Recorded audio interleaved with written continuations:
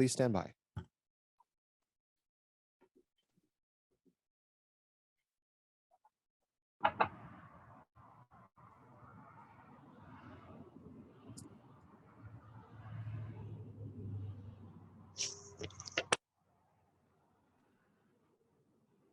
Okay, thank you. I have my devices rolling and the floor is yours. Welcome, everyone. Nice to see everybody to a regular scheduled meeting of the Morro Bay Planning Commission, September 7th. And Scott, I don't have an agenda in front of me. Is the first item the moment of silence? Oh, it's to establish a quorum. So we do have a quorum, and let me bring the meeting to order, and I'll begin with a moment of silence. Thank you.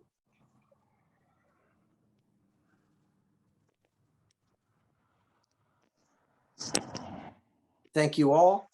And the next agenda item, are we looking at the consent calendar, Scott? No, it's planning commissioner announcements.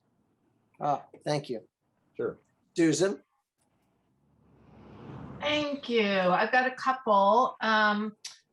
There is a community forum tomorrow night about the power plant stacks, facts, and figures. It is via Zoom. The information is on the city website. So just go to www.morrobayca.gov. The presenters are Vistra, the California Department of Toxic Substances Control, and the SLO County Air Pollution Control District. And the topic is just the condition of the stacks and considerations for the future. I know a lot of people in town have lots of ideas and pros and cons, but this will be an opportunity to, I think, get some facts and some real information. So I'm planning on tuning in, and I would recommend anybody who's interested do that. And then the other one, it's a little further down the calendar. City Council is looking for community input on goals and priorities, and they're holding a second forum on Wednesday, September 29th. Again, I'm sure via Zoom, and the information about that is also on the city website. So just wanted to put those out there, and don't forget to vote on Tuesday if you haven't already. Susan, thank you. Anyone else? This is Mike, Bill. Hi, Mike. How you doing? You don't have an agenda in front of you, Bill? I don't. Can we have staff put the agenda up for you that we can look at it at least? Because I have a clarification I'd like you to be. That would be You're great. the chair, so you have to weigh in on this. Scott, would you mind putting the agenda up on the screen? Yeah, hold on just a second. Let me share my screen.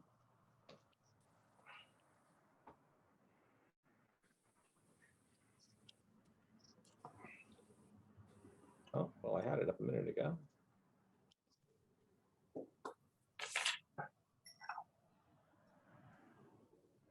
Okay, can you see it there? Yeah. I can, yes. Can you see it, Bill? Can you prompt it towards the top, please? Yeah. Okay, today I got to start, here's my question. Today I got to Starbucks at around 1 o'clock. Thought I was gonna do maybe a half an hour worth of work, and then all of a sudden I realized my mailbox had blown up somewhat, and after around an hour and a half here, I said, well, let me call the chair for some clarifications. So when I looked at the agenda, there was no chair. So I defaulted to the vice chair, and I said, well, and Bill got my call at around 2:30. Is that right, Bill? I mean, that's got my right. call, but you were too busy, so we couldn't talk about it because I wanted to clarify something with the chair. But when I saw the agenda, it was not correct, because it showed the chairman being vacant. Well, I guess it's correct, but I mean, Susan's part of the meeting, right? But she's no longer the chair. So that's been kind of, there's a little confusion going on. So I wanted the public to make sure that they understood what the agenda showed us, because, nobody, if you looked at the agenda, just looked at the agenda, nobody would have known Susan's going to be part of this meeting. Well, at least, well, yeah, she was down there, I guess, but the chairperson, because I saw some emails going to the chair. Commissioner Rodriguez, here's what happened. Okay. when we initially released and we emailed everybody the agenda, we mistakenly left Susan off of that. Yeah.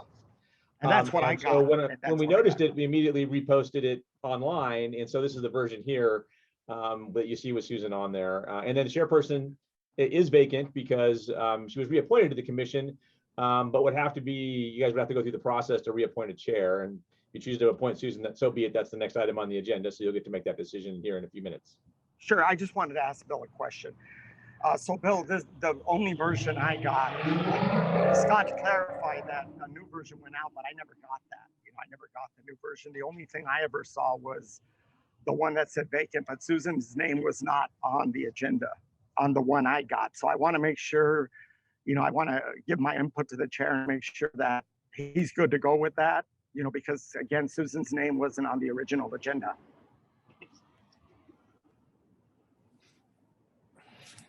That's my question to the chair before we move forward. So let's, I think I understand why what's happened has happened. Do you want to go back to putting the participants on, Scott? Yep, just give me a second. I was, there we go. Thank you. I do understand what happened and I do understand your question. Do other commissioners have concerns or want to weigh in on the posted agenda? No, I think it'll get resolved shortly at the meeting. Jen? No, although Mike, are you also making the point that that correction should have been pointed out to us prior to the meeting? Is that what you're getting at? Maybe in the future we can make sure that if there's a change that gets communicated to us prior to the start of the meeting? That should have happened right away. I mean, Okay. You know, that should have been done immediately because again, I came to work today and I set everything aside and started reviewing my work. And I said, well, wait a minute, I don't have a chair to call. So, you know what I mean? It's just, if it caused confusion for me, it could have caused confusion for other people. I've been here, done that. I just want to make sure we're passing legal muster. I don't want us to, you know, this agenda will be out there forever, the original agenda. And I don't want anybody to ever say they didn't know about it like I didn't today. I didn't know about it today and I'm a planning commissioner.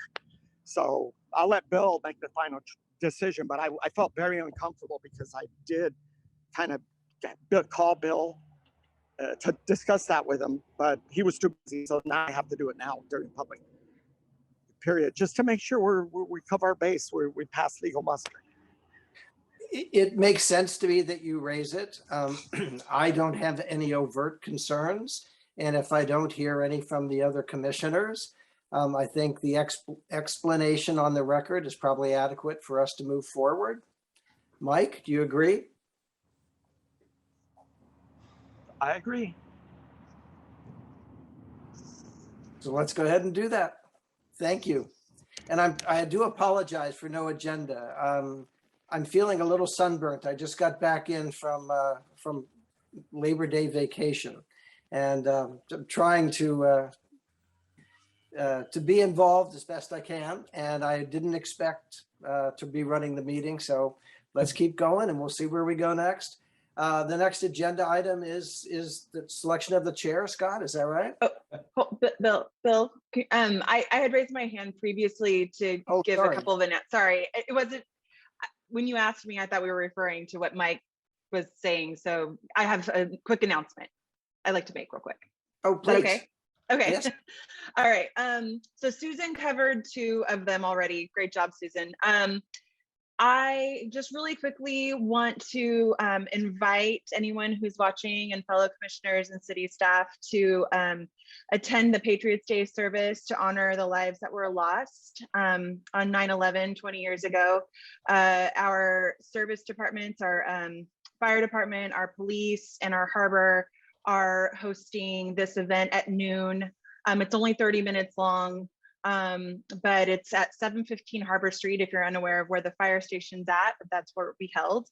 And on the same day, September 11th, I mentioned this before, but I just want to remind everyone that Morro Bay Beautiful from 2 to 4 at the Morro Bay Community Center is hosting a 150th founding birthday for Morro Bay, and they're unveiling a puzzle that was created to commemorate it. And so you'll get to see the original artwork, which is pretty exciting. There's a $1 entry fee. And the day after this event, the online auction to purchase that original art piece will start. So lastly, I have September 15th. The Friends of the Morro Bay Harbor Department are having a wine auction. And it will be online, and you can tune in on the 15th at friendsofthembhd.org. You can go there. There's 95 bottles up for auction, so it's pretty cool. And our Morro Bay Rotary drive-through barbecue fundraiser is happening on the 15th of September. You can buy tickets anytime from now, between now and the 15th. And for $50, you can feed 6 people, so it's a whole meal for 6 people, and you can buy tickets at morrobayrotary.org. All right, thanks. Jen, thank you very much. So I think we're on to that next item, which is selection of our chair. And Scott, I just asked for nominations. Is there any other explanations we need before that?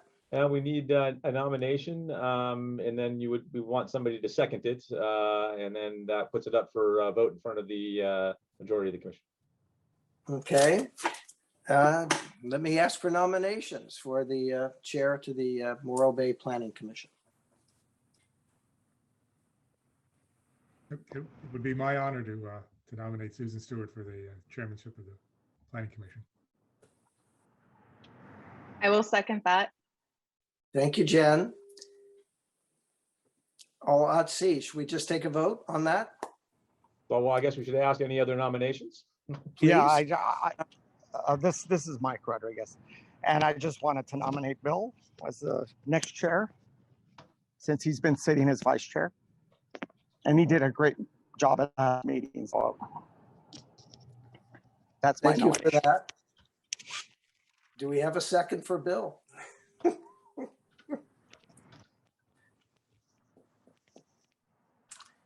Hearing none, let's vote on the nomination of Susan Stewart. Thank you, Mike. Okay, Commissioner Grappia, Yes. Commissioner Ford, Yes. Commissioner Rodriguez, Yes. Commissioner Stewart, I'll abstain. Vice Chair Roshan. Yes. All right, motion passes 5-0-1 with Commissioner Stewart abstaining. Thank you. We now have a new chair, and so the rest of the festivities this evening will be turned over to Commissioner or Chairperson Stewart. Thank you. I passed the gavel. Thanks, Bill. And you did an excellent job. I actually listened in, and I am pleased that you will still be vice chair and ready to take over whenever we need you to. So moving on, next we have the public comment period. This is the time for anyone in the public to comment on something not on the agenda or anything on the agenda that you can't stay for later. So do we have anybody in the queue or with a hand up for public comment? Do we have Anthony tonight? We do. Sounded like his voice. Anthony, do we have anybody for public comment right now?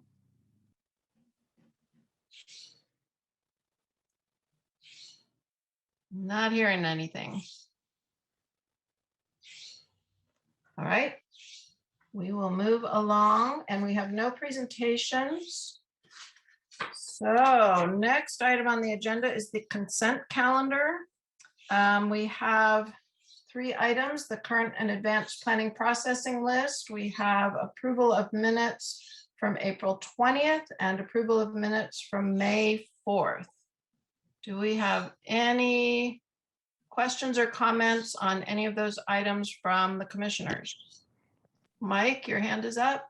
Yes, Susan, I would like to note that on the April 20th, 21 meeting minutes, page 15 of 103, I was not a planning commissioner. They list me as a planning commissioner. So I'd like that to be corrected. And I will abstain from May 4th, 21, since I was not a planning commissioner, so I will be abstaining. So I'd like to just clarify those things. Okay, so if we can have that clarified for the record. Thank you, Mike. And I guess we could open this for public comment as well. Anthony, do we have anybody wanting to make comment on the consent calendar? Thank you, Chair. I do not see any raised hands in the queue. All right, thank you. Then I will ask for a motion to approve the minutes with the amendments made about Mike's participation. Motion to approve. Motion to approve from Mike, since I made those changes. Okay, thank you. And a second? I'll second it. Thanks, Ann. That's Go, good. sorry. No, that's great. Or Joe, we can all second it. All right. So Scott, do we want to call the roll on that one? Yeah, I will. Commissioner Ingraffia, Yes. Commissioner Ford, Yes. Commissioner Roshan, Yes. Commissioner Rodriguez, Yes. Chairperson Stewart. Yes. Motion passes 5-0. Thank you. Thank you. All right, moving on to public hearings. Item B1 is the location of 205 Harbor Street. We did have a concept review of this some months back, and so now we are seeing the actual project, and Cindy Jacinth is our presenter, I believe. Can I ask a question, Sure. Susan, before we start this process? Like I said, I came in today at work, took half a day off to check in with my agenda and found that I had a lot of stuff to review. Bill just stated that he was coming back from a Labor Day weekend and probably didn't get to as much as I did.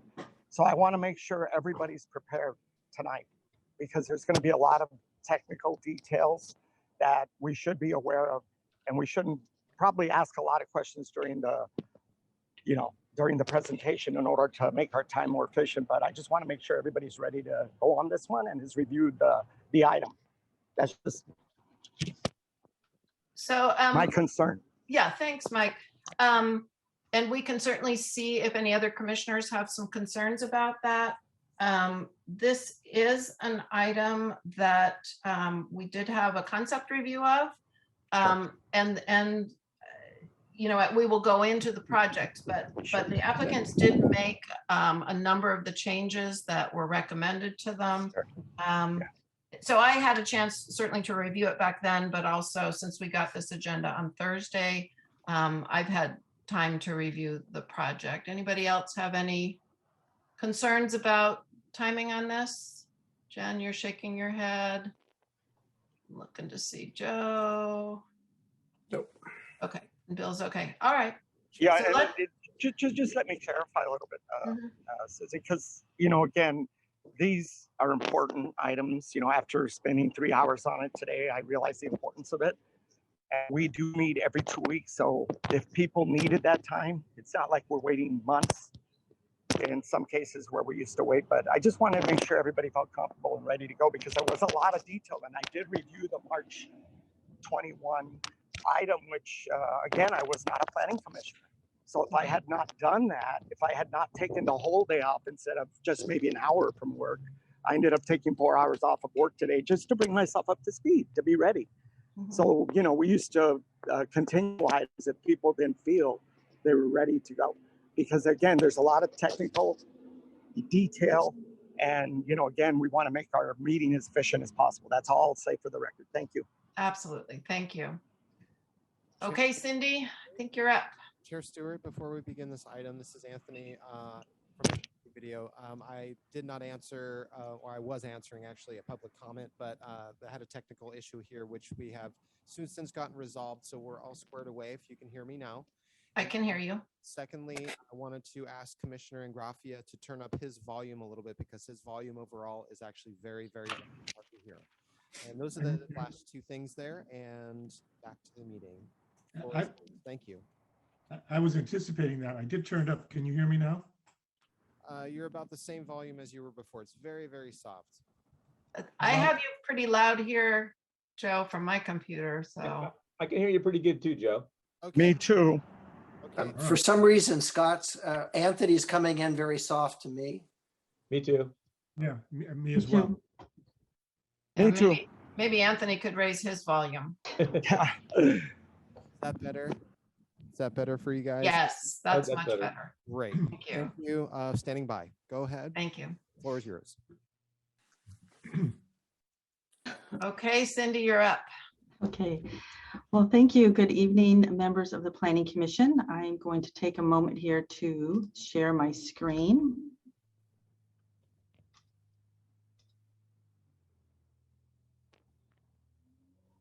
Okay, there we go. I think we got it now. Okay, this is 205 Harbor Street. It is a public hearing item to review the request for a coastal development permit, CDP 20-019, and a request for a conditional use permit, which is number CUP 21-05 for a 0.4 acre bluff-top property located at 205 Harbor Street. The applicant is proposing a 6-room hotel at approximately 5,042 square feet. On the screen before you, you see what the existing property looks like with the residential properties to the north. It is located, it is actually 6 separate underlying lots that would be merged as a result of this action. If approved, it's located at Front Street. It's along Harbor Street between Front and Market Avenue. And property owner, agent, and architect are listed on the screen. Here is a vicinity map that shows that 0.4 acre site. The zoning for this property is CVS, which is commercial visitor serving. It is in a planned development overlay. I did want to correct for the record that the property is not in the Beach Street specific plan. There is an SP designation on the zoning map. That was corrected in the staff report in some areas, but there is a couple of references to the specific plan. So the zoning is just CVS PD. The general plan, land use plan, coastal land use plan, land use designation is visitor serving commercial with a mixed use residential overlay. This is actually a new land use designation as reflected in our recently adopted and certified Plan Morro Bay general plan and local coastal plan. As I said, the property is subject to bluff development standards, and it is also included in the downtown waterfront strategic plan area. And this is actually in the downtown area bordering to the waterfront area. Here are the land use maps and the zoning maps. Land use is on the top and the property is outlined in yellow above, and the zoning at the bottom. So more specifically, the proposed development is the new construction of a 6-room hotel. It would include the merger of 6 underlying lots, and there are existing structures on site that the project would include demolition of 3 existing, they are currently single-story residential office structures on site, and would also include demolition of related accessory structures. The property previously was the site of a hotel that was demolished in 1995. These structures on the east side of the property that are along Market Avenue actually are related accessory buildings that were part of this original hotel that due to some flood damage was demolished in 1995. It predated the city's incorporation, so there is no permit history for when that hotel was originally built. The project includes major vegetation removal. They are proposing to remove 2 Hollywood juniper trees and 3 fern pine trees. Their landscaping plan shows that they would be consistent with the major vegetation replacement policies. The hotel building construction consists of 2 detached buildings with a view courtyard in the center of the property. Parking lot proposes 7 parking space with driveway access off of Market. The first floor proposes 4 hotel rooms ranging in size approximately 650 square feet. And the second floor, which are the hotel rooms that are closest to Market Avenue, range in size either 665 or 682. And then there are various hotel amenities for guests that are proposed, including that view courtyard which separates the two buildings, which also acts as a view corridor, preserving some of the views along Market Avenue. Hotel lobby, guest laundry space, and second floor amenities, including a roof deck for guest use and west-facing private patios. As noted by Chairperson Stewart, this project did come to the Planning Commission on March 2nd for a conceptual review. It was not an application at that time. The conceptual review process is an opportunity for applicants to get feedback from the Planning Commission in an informal setting prior to a formal application being submitted. And at that hearing, there were a number of comments provided by the Commission to the applicant, and the top 6 items were, the top 6 items are shown here on your screen, and I've itemized them in the staff report as well.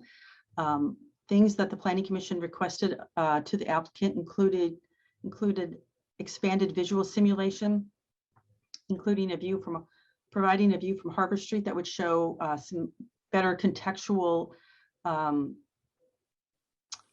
views on how the buildings would fit with the neighboring development. The applicant has provided additional visual simulations, which I will get to later in my presentation.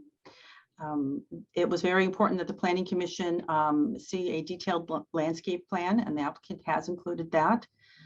It's also reflected in the visual simulations. There were comments from the Planning Commission regarding the architectural design and material choices of the building. One of the,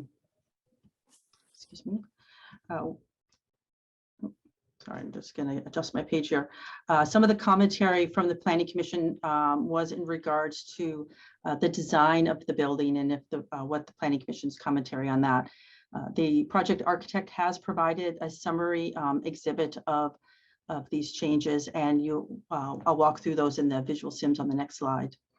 Planning Commission also provided comment that they liked the project's treatment of the bluff and the lighter touch, that the site was not overdeveloping it. It was setting back from the bluff, and it was consistent with those bluff setbacks and bluff character. There was comments to remove the trellis that was previously shown on rooftop deck. That has been removed. And then there were a couple of planning commissioners, although not a majority of the commission, but there were 2 commissioners that did provide comment that to the applicant to consider the addition of an EV charging parking space. The applicant has chosen not to include that in their application. And if that's something that's of importance to the Planning Commission, you can certainly include that in your deliberation, but it is not required by the building code, nor is it triggered by zoning either. So these were the conceptual plans that the Planning Commission looked at in March at that conceptual review hearing. And when staff brought this forward in March, it was really to get, as I said, the commentary from the Planning Commission on the design of the potential hotel project. And then also in relation to its bluff-top location. It's a key location in the city as a gateway between the downtown and the waterfront area. So since that March application, the applicant has formally submitted an application, and here are some of the changes that have been made, or not some of the changes. These are the changes that have been made, and you'll see these outlined in your plans. It still maintains the 2 building design here, and the lower building, which is single story, and then the rear building along Market, which is 2-story. The development standards are shown here. The applicant is not requesting any exceptions to the code. It does meet the development standards for this site with the commercial visitor serving zoning. It also meets the bluff ordinance setback requirements as required by our bluff ordinance. GeoSolutions did submit a top of bluff determination along with geological engineering investigations and soils engineering report. Those 3 reports in total provided that basis for the geological work. The top of bluff determination made that determination of top of bluff, which was reviewed by the city engineer as required by our code. This is a unique area in the city. Our bluff ordinance does allow for bluff face development in the Embarcadero for properties or for locations between Surf and Marina Street. And that applies to this project, and they do meet those height and setback requirements as noted in the table. On this screen is the building site plan. This shows the first floor. The Front Street is on the left side of the screen and Market Avenue is on the right side of the screen. You see here the layout of the two buildings with the parking in the upper right side of the screen, the parking lot, which would take its access from Market, and then a diagonal view corridor through the site. Here's just a little delineation in case it was hard to see in the previous screen. The yellow line depicts the top of bluff determination as determined by the GeoSolutions report. And then the 50-foot setback is noted in the red line there. So as required by the development standards, the height limitations are limited to single story in the bluff buffer area. And then if you are outside of the bluff setback or more than 50 feet, then it can go to 2-story. And here on the second floor, you do see this area in tan, which is the 2-story development portion of the project where it does rise to 30 feet. And here's another depiction of this in elevation plan view. And there are some residential uses to the north of the property, even though it's commercial visitor serving. There are residential uses that are non-conforming uses that predate our codes, but you can see them outlined here in gray and white for context to determine the adjacency between the proposed hotel and the neighboring development.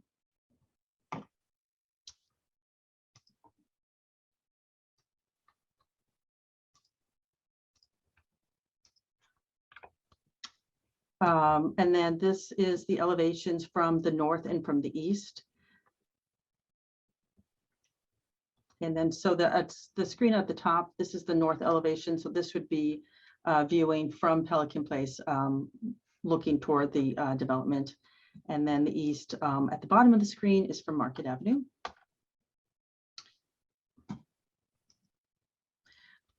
The Planning Commission had requested specific visual simulations, and really that was to determine, as I said, context with the surrounding commercial development. There are hotel uses to the east and to the south, and there are residences to the north. And then, of course, there's commercial development to the west. Here's an existing view from Harbor Street and Market Avenue. And then this would be the proposed view from Harbor Street and Market Avenue. And so, in this visual simulation, you're seeing the 2-story development. You're seeing the revised articulation on the south and east elevations. Planning Commission previous comment really talked about improving the articulation in this area and engaging that pedestrian scale. They also made some changes. I'm not sure if you can see my cursor here, but here on that east elevation. Here's another image. This is the existing view from Market Avenue. You can see the Bayview Inn there on the right, and the existing structures of the property on the left. And then this is the proposed. The plans do show addition of 10-foot sidewalk along the Market Avenue, Harbor, and Front Street elevations. It also shows the proposed street trees. And then here's an existing view from Harbor and Front Street. To the left here, you can see these existing residential buildings along Pelican Place. Here on the right at the top of the bluff, these are part of the structures that are proposed for demolition. And then here is the proposed view from Harbor and Front Street. And again, there's this neighboring residence on Pelican. The screen now is showing you the proposed landscape plan and color and materials board. It depicts a lot of the same materials as previously seen by the Planning Commission, with the double roof line along Market Avenue,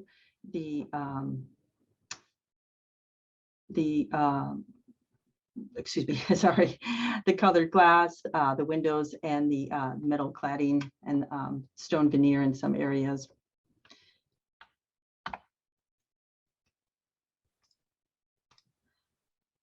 In regards to general plan and our coastal land use plan, LCP zoning consistency, as evaluated in the staff report, the project, as I said, is designated as visitor serving commercial land use.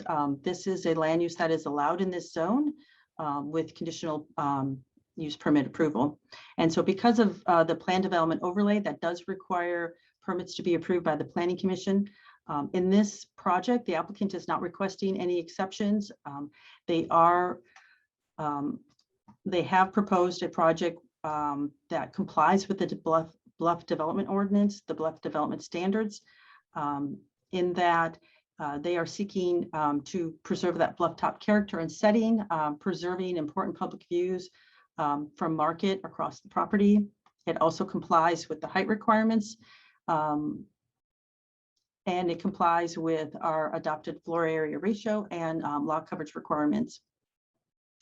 Our land use policy C9.2, which is in our new document, it's very similar to our previous LCP policies in regards to bluff top policies that require that public views be protected and enhanced, and alteration of natural landforms be minimized, and the project does comply with this. The purpose of the bluff standards, as I said, it protects views and maintains the character and geographical features, and the project does comply with this. The project is subordinate to the character of the bluff in that it sets the majority of the development along the Market Avenue portion of the property, and it minimizes alterations, and through this design that they have proposed with the two separate buildings and the open view corridor. So with that concludes my presentation.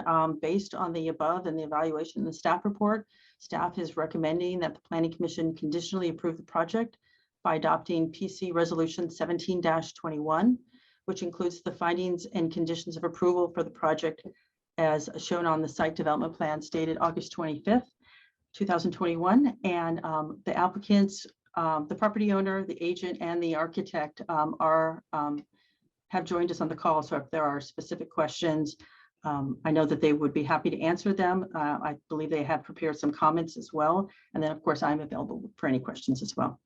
Thank you.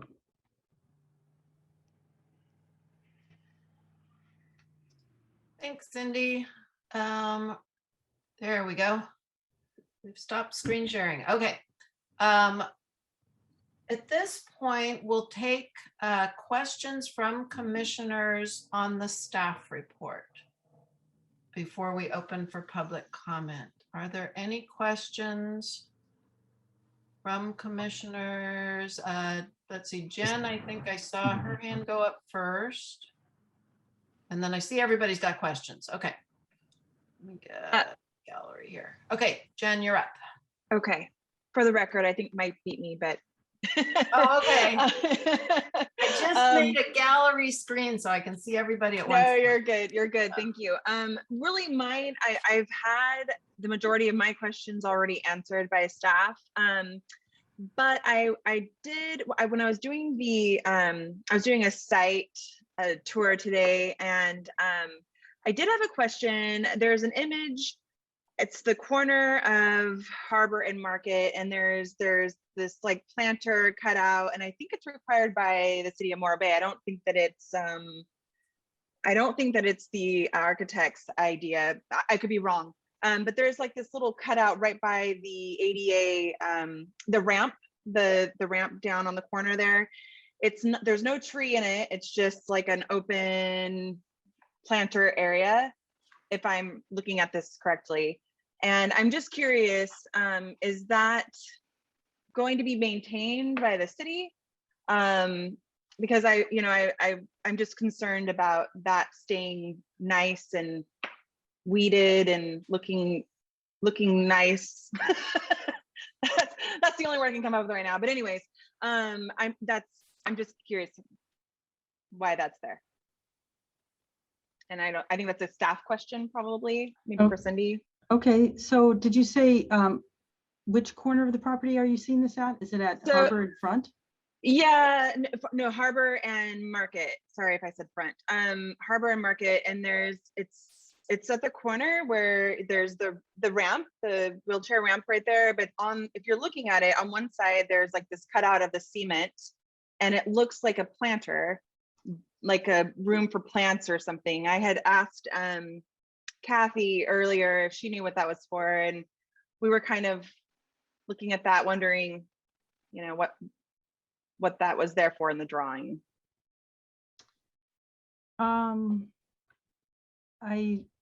So at the sidewalk, not in the parking lot, right? The sidewalk, yeah, the sidewalk on the corner. Okay. So where all the trees are, there's like trees along the sidewalk, and then on the corner, there's this like cutout of sidewalk next to the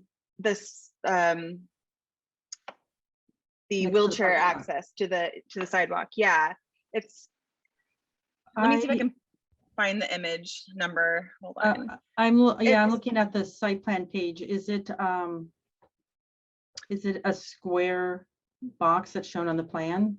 Yeah, it's just kind of a funky little cutout, and I was just curious who would be responsible for maintaining it, because I know, that I was wondering if it would be the property owner, but it's on public property, right? Because it's on the sidewalk, like a cutout from the sidewalk. Let me see sorry, if you want to move on, I can look for the image and I can raise my hand, and then I don't want to hold up the meeting for this. I mean, I would say, and Scott can correct me if I'm wrong, but if it's outside of the property, when there are street trees, that becomes part of the public works responsibility. I would say, and when we have the applicant get up to speak, maybe they can ask. I think it's what you're talking about. You have the ramp that's the corner, and then there's this green colored sort of elongated feature going down Albert Street. My guess is that's an error on the plan, because that's weird. That looks a little weird. But they can certainly confirm that. So. Okay, it's not like a make or break deal here, but I would, I know that our city, there's a lot we're already maintaining, and I just want a clarification. You're right, Jen. In the pictures, it is an odd thing to stick there, and sort of it narrows the sidewalk in that section. Right. Yeah, it narrows the access to the corner. Yeah, I was just thinking like it would have been a tree well, except there's no tree plan there. So yeah. Okay, that's it. Okay. Thank you. Good one. Mike. Hey, thank you. Cindy, I'd like to ask a couple questions. How many EV charging stations are currently located in Morro Bay? You mean public EV charging spaces? Yeah, well, just EV charging stations, public, or, that they would have access to, anybody would have access to. Where I come from in the Bay Area, you can actually ask to be, to use a charging station. So. Right. So I don't have that number off the top of my head. We've previously had 2 public spaces at the City Hall building and at the Chamber of Commerce. Those spaces are not there anymore because I think that was due to matters outside the city's control. We have a hotel project that was approved at Atascadero Road and Highway 1 that will have a total of 9 spaces available for general public use with no payment necessary, free. And then there are Public Works is, as I believe, received grant funding to do some EV charging spaces on the waterfront. Is that correct, Scott? That's correct, and I think there'll be 4 or 5 of them down there. Is the idea, and then we have a couple of EV charging stations on private commercial property in town. One is at NHC, and I think 1 or 2 of the hotels actually have put them in the last, I want to say, year and a half as well. Yeah, and yeah. Oh, you're muted. My second question then would be, how far would be the closest charging station to this project? How far? So in other words, somebody comes to stay there, where do they take their car to be charged? Because there are going to be a lot of Bay Area folks coming with electric cars there, and where would they take their vehicle? The closest location. So the nearest location, I believe, would be for those locations in the northern Embarcadero area. And this is, I think, part of the work that the Public Works Department is doing. Is that correct, Scott? Yeah, I mean, they're not installed yet. They're working on the plans for them right now. Yeah. Well, how far is that? Give me a ballpark, half a mile, Right. 3/4, 1 mile. Probably a third to a half a mile. I'm Okay. kind of guessing, but yeah. That's the only questions I have for staff, and then I'll ask the applicants some questions once we get there. Thank you. Sure. Thanks, Mike. All right, Bill, you've got your hand up. Cindy, could you, is there any way you could put the original perspective elevation next to the new one? Could you do both illustrations on the screen for us? The corner one, the overview, do you know the one I'm talking about? Yeah.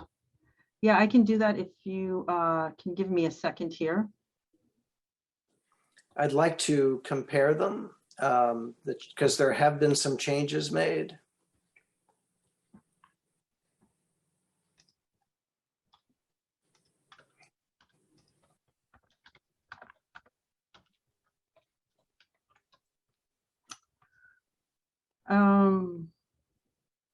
So do you want the pictures side by side, or do you want me to just? Yeah, side by side, if you could do that, and then we can see them both, the previous one and the new one. I can do that. I don't know how pretty it would look because I'm kind of. Well, let's try it. If not, I Okay. can do it. We can do it another way. Okay. I had some specific questions about what the changes were and the impacts.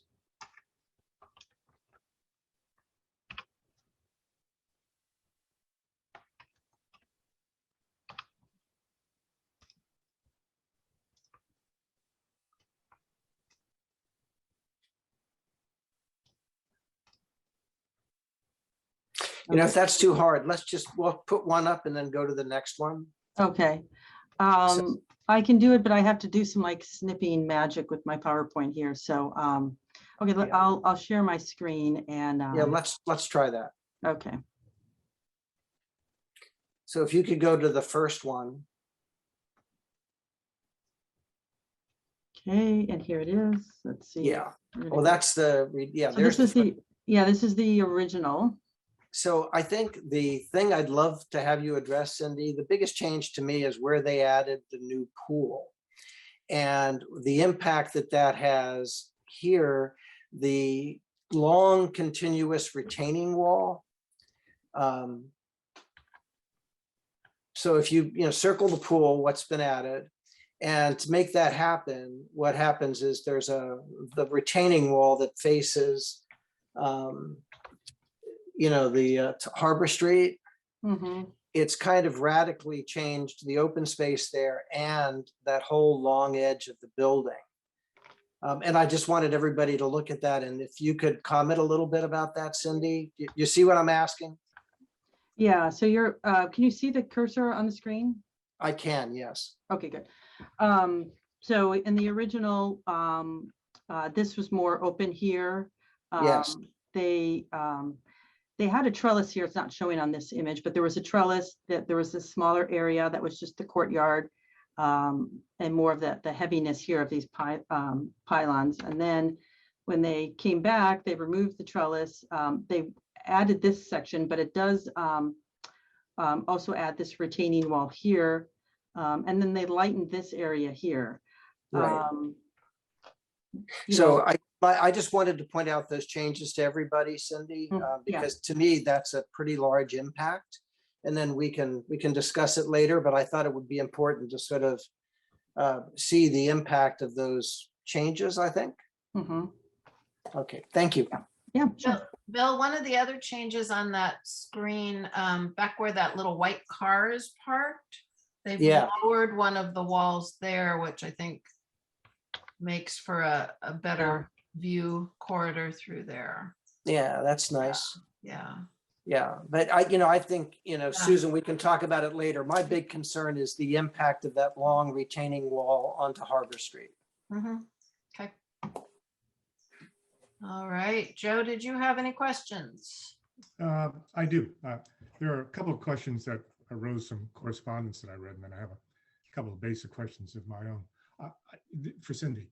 So I'm assuming that the city and the Planning Commission doesn't have an obligation or even the authority to impose low-income visitor accommodations on the project. Is that correct? So on this project, we didn't add that as a condition to the project. And the reason is because when we went through the LCP update, part of putting together our new policies and our new LCP was in doing a citywide inventory of affordable accommodations in the city.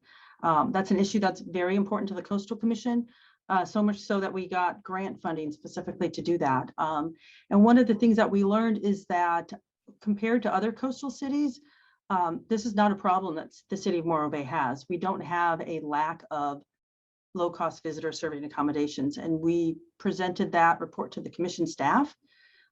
They agreed with us, and they were like, wow, you're right. We backed that up with data. And so the one thing, though, is that they said on the Embarcadero, the west side of the Embarcadero is a unique resource. And that is something where we would want to see mitigation in the form of a percentage of rooms being reserved as low-cost accommodations. So the Planning Commission has seen that recently, where some of the projects there are required to provide a certain percentage of units as affordable. But it only applies to those projects on the west side of the Embarcadero. So we didn't apply it here just because of that, is that it just did not apply in this location. Mm-hmm. Yeah, good. Yeah. I agree with that analysis. I Yeah. remember Yeah. that as well. And it may have already been answered, but some of the large trees that are being removed, they are not on public property, they are on private property, or are they in some sense public? So the junipers and the fern pine, they are actually in the public right of way. The applicant, but they still, to remove them, it's still considered removal of major vegetation that requires a coastal development permit. So they're subject to the replacement guidelines for that. And they're proposing 6 replacement trees. 5 of them would be within the 10-foot sidewalk area in the tree walls. Okay. And then again, I probably already know the answer, but for the property that's beyond the designated bluff area, the height limitation is 30 feet. And I don't believe that this commission has the ability to restrain that. I mean, we don't actually have the power to require something less than 30 feet, or do we? No, in short. I mean, the property is subject to maximum, building heights. They'll be required to submit, height certificates. In this area that's greater than 50 feet from the top of bluff, it's a commercial designated land use and zoning that is allowed to go up 30 feet, much the same as, property anywhere else in town. Mm-hmm. So if we were disposed to try and reduce the height, it would have to be something with regards to negotiations rather than imposing it.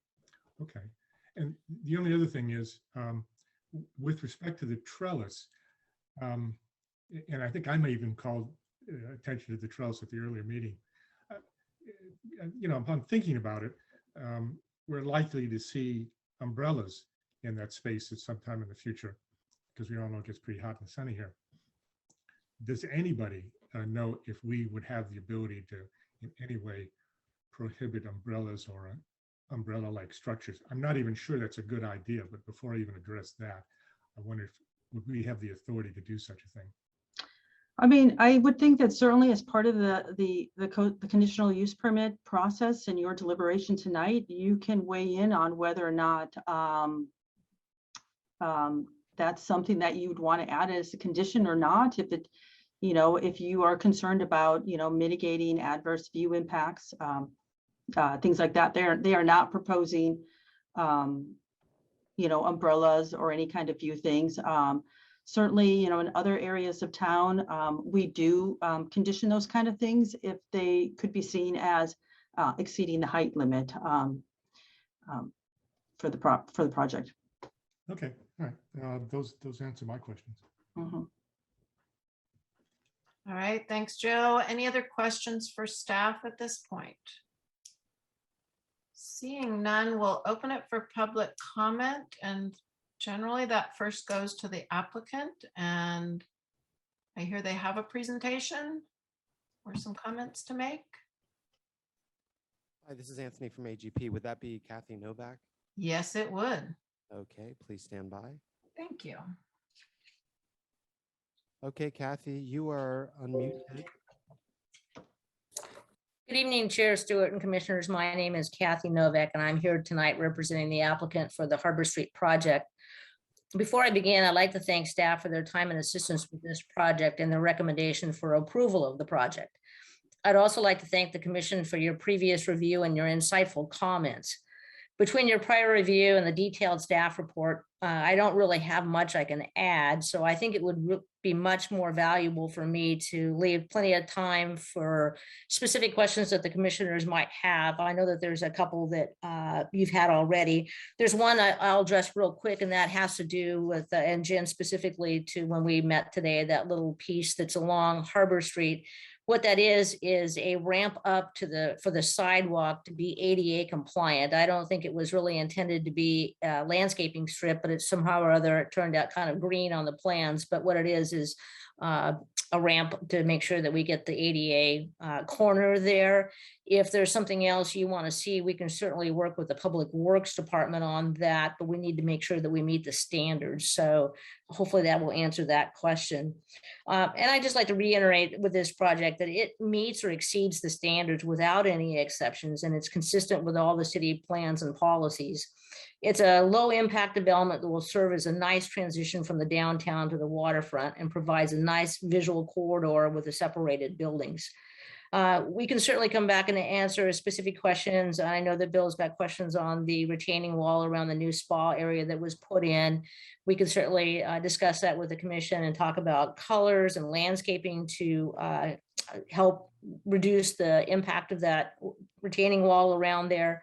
But all in all, I just hope that the Planning Commission sees this as a very worthwhile and important project to this particular area. So I'm going to conclude that part of the presentation. I'd like to invite Tom Jess, who's our architect, if he's got any comments. Otherwise, I'd like to just say thank you for your time, and we'll just go to answering any specific questions you might have. Thank you. Thanks, Kathy. And Tom Jess, did you have anything to add at this point? I am unmuting Tom. Tom, you are unmuted. Okay, great. Well, thank you. And I appreciate that. And thank you for the opportunity to present the project or just talk about it briefly. And I think staff did a great job of overview of the overall project, as well as the changes that we've made. We didn't talk specifically about the changes to the corner at the lobby area, but there were some significant changes that we made there in direct response to the conceptual review comments regarding the finishes on the material, opening up larger windows, windows on more sides of the building. So I think that that's something that we did that's made an improvement. And I think planning commissioners for your comments on that regard. In regards to the addition of the spa, I know that that's something that we decided to do as a result of the owner's comment and thought that would be a great location for that as an amenity to the guests. The retaining wall is longer, there's no question about that. However, there is approximately 15 feet between the sidewalk and the retaining wall, so there's plenty of room to buffer that with landscape. The retaining wall itself is not terribly high because of the slope of the site from the sidewalk up to the wall, and then it's got a stone veneer on the face of it, so it'll be an attractive piece of architecture there. And yeah, and then as far as that the green area, the ramp area, it was mentioned. I think you are correct, Kathy, when she mentioned that's a ramp that was added by the civil engineering coordination with the public works in order, because that's a very steep corner of the site to get accessibility through there. So it's green on the site, but really it is concrete. And then the EV chargers, I just wanted to talk to that really briefly. It's almost for certain that the owner will install an EV charger there. However, we wanted to just maintain that as an owner's choice, because as was mentioned by the commissioner, the demands from the guests are going to be there. They're going to be people driving electric vehicles that'll need to be charged, and we want to provide that as an amenity. However, we did not show it on the plans only because we wanted to maintain the flexibility. Since it's not required by the zoning ordinance or by the building code, we just wanted to maintain the ability to provide it at the owner's discretion. But beyond that, we're happy to answer any questions you may have, and hopefully you can see a way to approve the project tonight. Thank you very much. Thanks, Mr. Jess. I think we will hold on to you guys, but move on to see if there's any other public comment on this project. And then we'll get back to specific questions. Susan, can I ask a question now only because we're ready for it? If you could hold it, I think if we could get through the public comment first, and then we can go back and ask questions of the applicant. Thank you. Anthony, do we have any other public comment on this? Yes, thank you, Chair. I see a couple hands raised. Okay. Sean Green. Okay, Sean, you should be unmuted. Thank you very much. I did send an agenda correspondence, and it's about the street trees. I know that they have that the applicant has a replanting equation that they need to meet. I do feel a little bit mixed about all the quantity of street trees, especially on Harbor Street, being an east-west view corridor. Lines of sight to the bay are few and far between, especially on that mid-bluff area. And so while I appreciate a tree on the lower end of that bluff, especially blocking that art studio on Front Street, I'm a little bit worried about 3 or 4 street trees up along that entire corridor, kind of blocking the rock from pedestrians and drivers that are headed west right there towards the galley.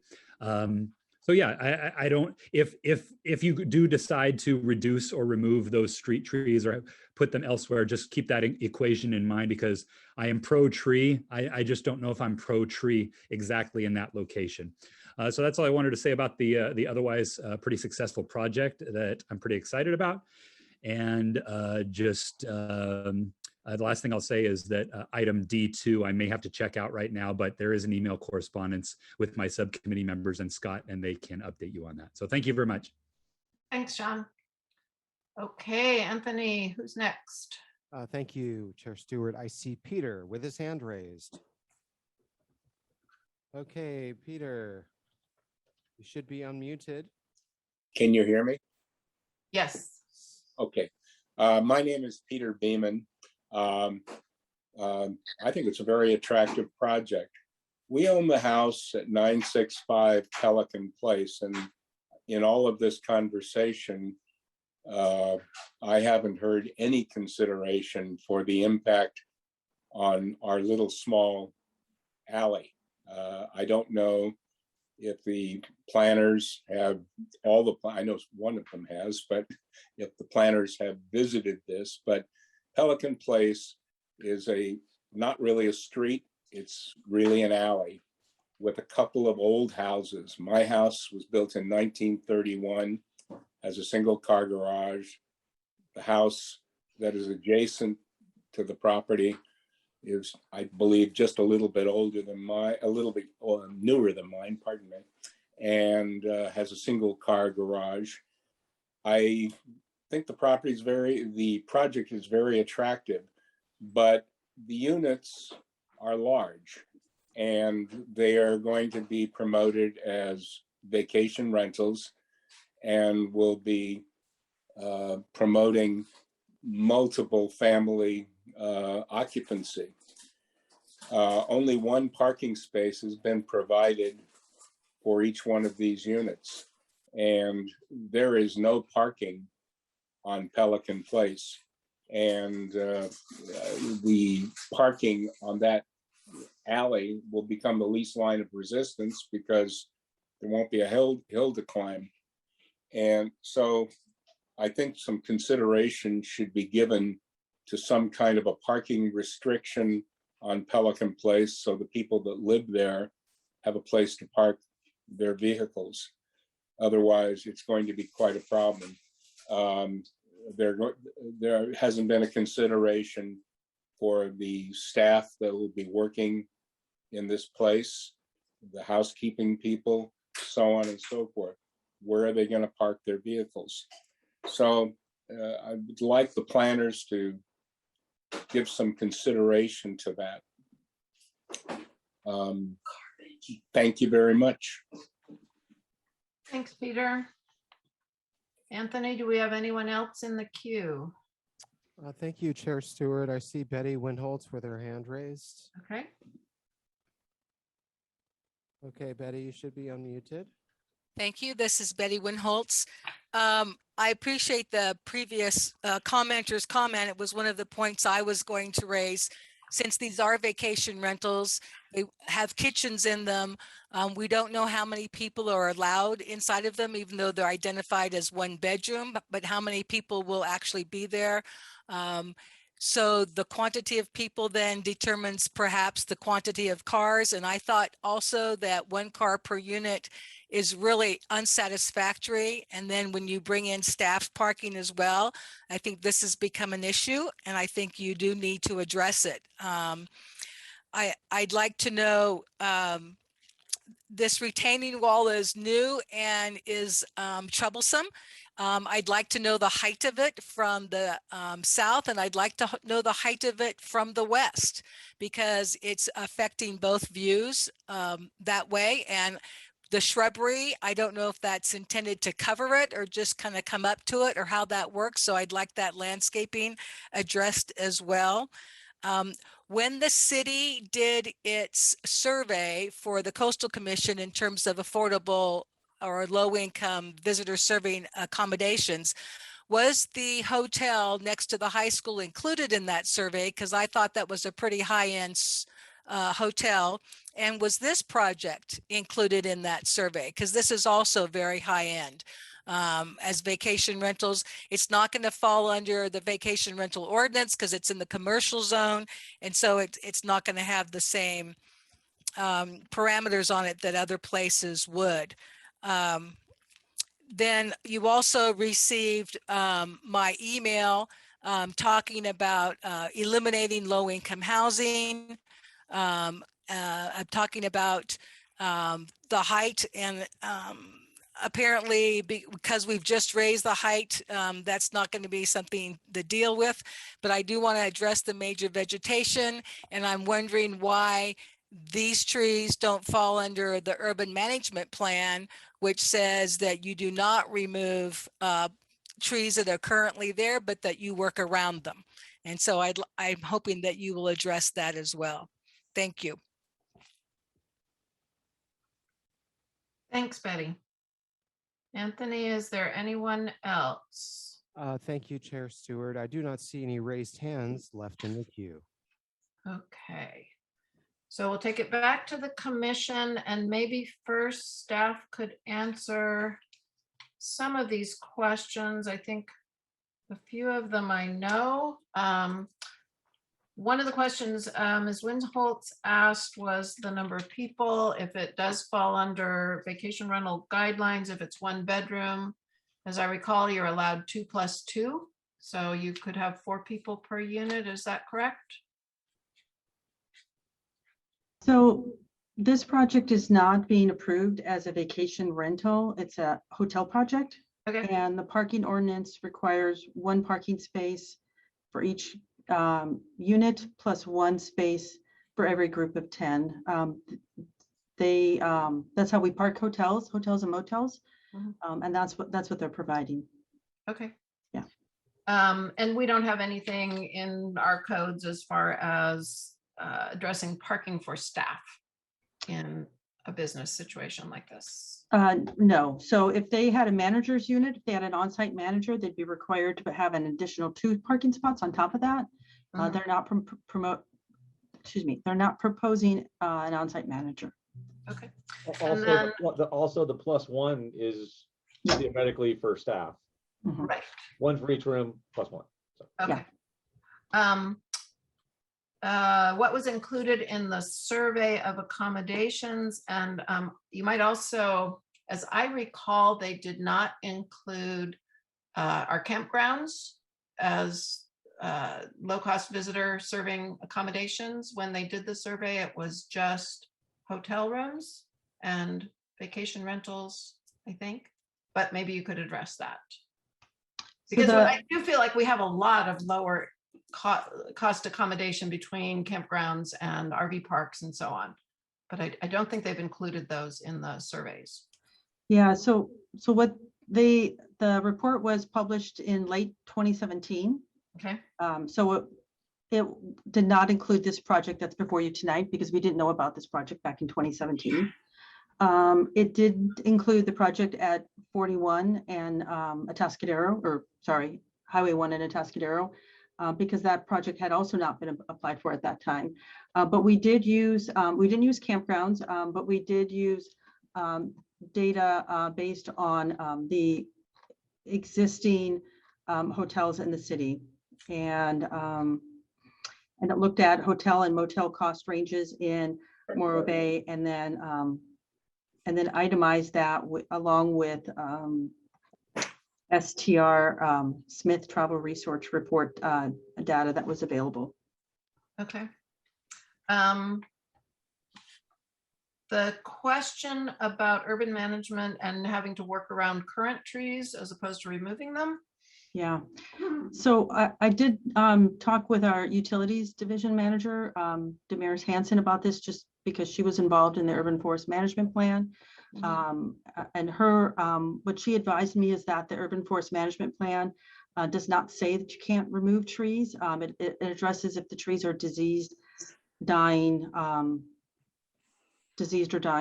need to be removed. In this situation, the applicant is requesting to remove these trees. They are considered major vegetation, and under the Coastal Act that requires a coastal development permit. So there's nothing in the urban forest management plan that says you have to work around trees. It really has to do with more if there was a site with diseased or dying trees. And that's not what's happening here. Is the applicant's proposing redevelopment of the site. They've requested to remove these trees consistent with the city's major vegetation guidelines, which dictates replacement and removal policies. That's what they're proposing, is they're proposing to replace those trees. Mm-hmm. Okay. And then is there any requirement that trees be replaced in the sidewalk as per Mr. Green's questions? So in this application, they're proposing to replace them and put them in the tree wells. The property line actually goes a ways back. So if you were to look at an aerial image of the site right now, it kind of looks like those existing trees are on private property, but in reality, no, they're in the right of way. The trees don't have to be in the sidewalk. I mean, they could be moved, closer to the property. That's, another thing that Public Works had said. Typically, though, the standard requirement is they ask for one street tree every 50 feet. A lot of times that's put in tree wells in the sidewalk area, but it doesn't have to be in the sidewalk. It can be on private property, and then it becomes part of the property owner's responsibility and not part of the urban forest, Public Works street crew responsibility. Okay. And then the question, and I actually had it too, the retaining wall is not terribly high, but how high is that? I would have to look at the plans. That I might delegate that question to the architect, and I think they could. Yeah, just because that's all relative. Yeah. Yeah, so that would be a good one to hear. Yeah. Okay. Other than to say, from a zoning perspective, it complies with the height limits, but certainly, you know, the height of the retaining wall, I think that that could be a question that the architect team could address. Okay. All right, let's go back to the commissioners. And hopefully we have the architect team still on with us so we can address questions to them. Mike, I'm going to let you go first. Okay, good. Prior to going to public comments, the applicant and their architect were talking about the EV charging station. And I did notice in the report that this was never a closed issue. They did leave it open, as the architect stated, you know, that this was not something that, you know, that they had made a final determination on. I just like to state, though, that these units are going to be becoming in higher demand. In other words, we're going to need more, and the more the better. Because, you know, California is very progressive. They're going to stop making fuel vehicles and only have electric vehicles, you know, within the next 20 years. That's their goal. So I just feel that, especially with a new development, a multi, you know, development where you have more than one or two or three, you have to consider this. And I'm glad that the applicant and or their architect stated that they were still open to that. And I would say, my question to the applicant was this: 2 people show up to this place in electric vehicles. How would you accommodate them? That's my question to the applicant. So Kathy Novak, maybe, would you like to address that? We could unmute Ms. Novak. Yeah. Uh, I'm Okay. unmuting her right now. Just a moment, please. Okay, Kathy Novak, you are unmuted. Great, thank you. Yeah, I appreciate all the comments regarding the EV charging stations and the number of people that might come. I think, like Tom said at the beginning, the most important thing here is allowing us the flexibility for the installation of the EV chargers as it becomes necessary. One of my conversations this morning, and I'll kind of deviate here just a little bit while we're talking about parking, is that I talked to the neighbors as well this morning when I was there, and they're concerned about the number of parking spaces and any impact flowing over to Pelican Place. So we're going to try to strike a balance here between the need for installing parking spaces with EV chargers, because since we do still have the fuel cars, we need to make sure that we don't limit the parking spaces, that we've got so many EV chargers that the fuel cars can't park in the EV charging places. So we're going to have to be able to, again, like I say, if we can have the flexibility so that we can try to address this as the needs come. Certainly it will be, we can put conduit down. So in the future, as it grows for more EV charging stations, if we have the conduit down while we're doing construction, then we can install additional EV charging stations because the conduit is there and we'll just have to pull the wires through.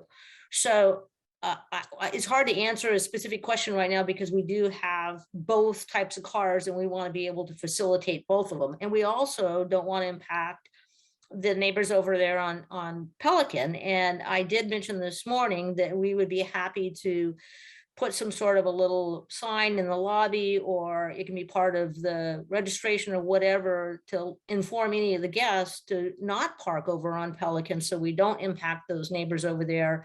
And if there is any kind of overflow, that they would be over on Market Street.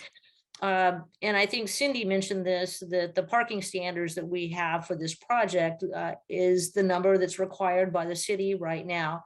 And actually the city of Morro Bay parking standards is a lot more parking spaces for a project like this than you would see, like, for example, in the city of San Luis or any of the other places. So I believe that we've adequately addressed the parking that's for this particular project.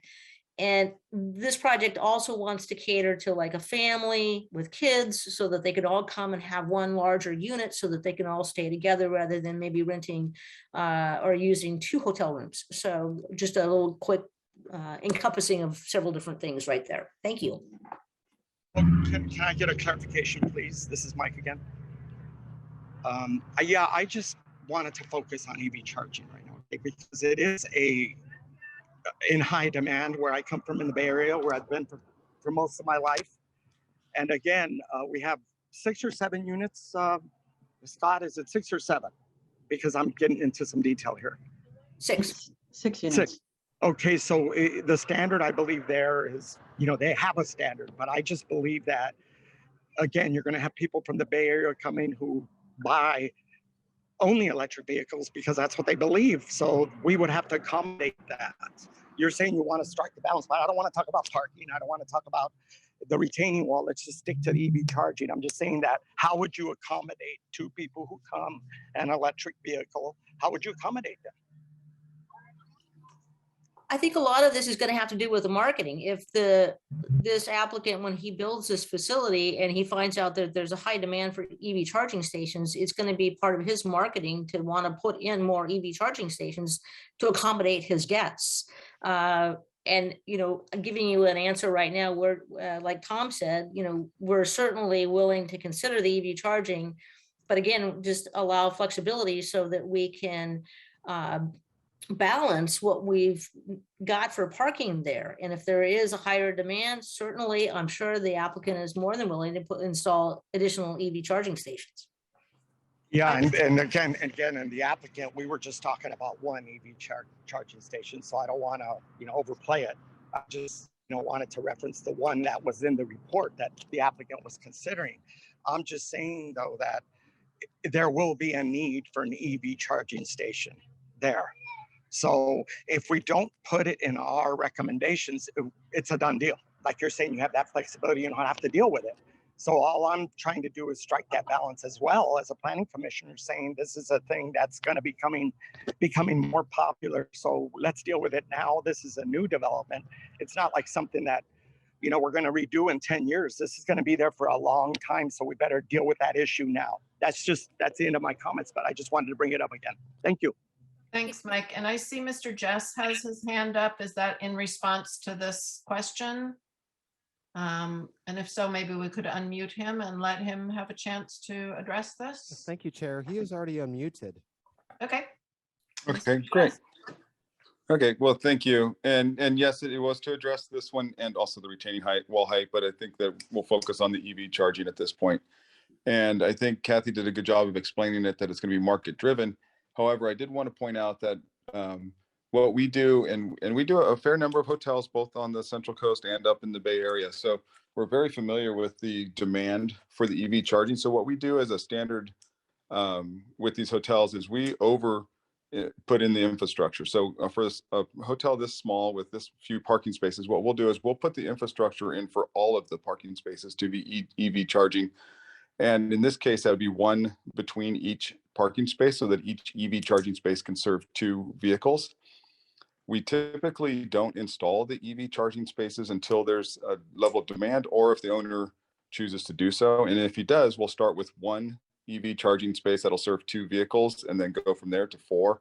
And I can assure you that the owner, if he gets requests for EV charging spaces and hotel guests are choosing not to stay there because they don't have the ability to charge their EV cars, that the very first thing he's going to do the next day is install the next one, because we'll have the infrastructure in place. There'll be space on the electrical panel. It'll be an easy add to do at that point. But as Kathy mentioned, it'll be market driven and it'll be something that's very quickly remedied because no one wants to lose the revenue.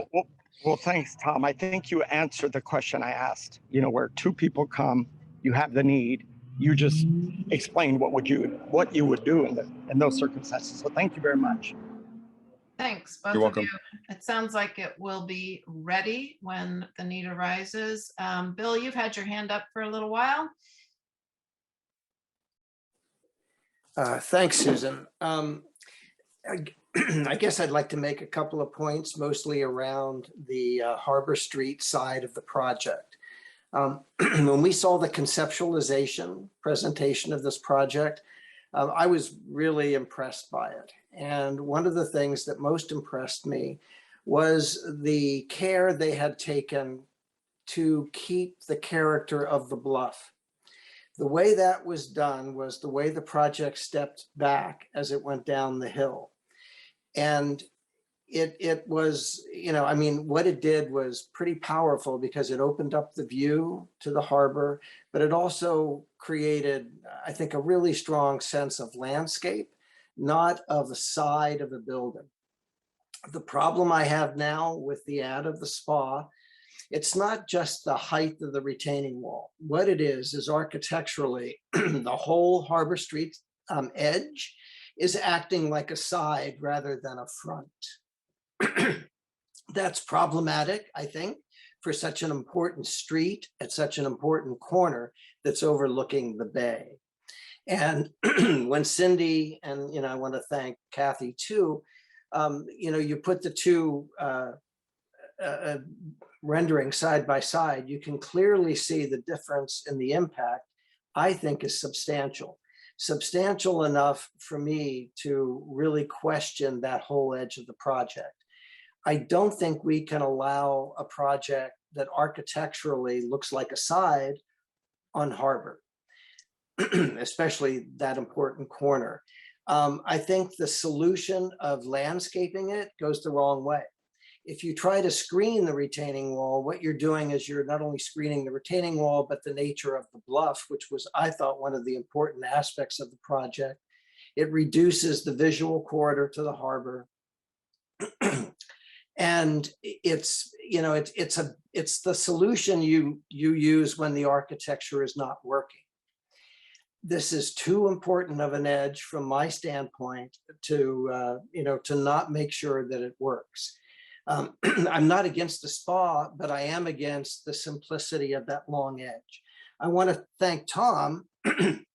He did work on the larger windows and all of that, but I'd have to say that the combined effort still, I mean, we could put up the elevation, the Harbor Street elevation, and you'll see that the retaining wall is substantial in its length and its height.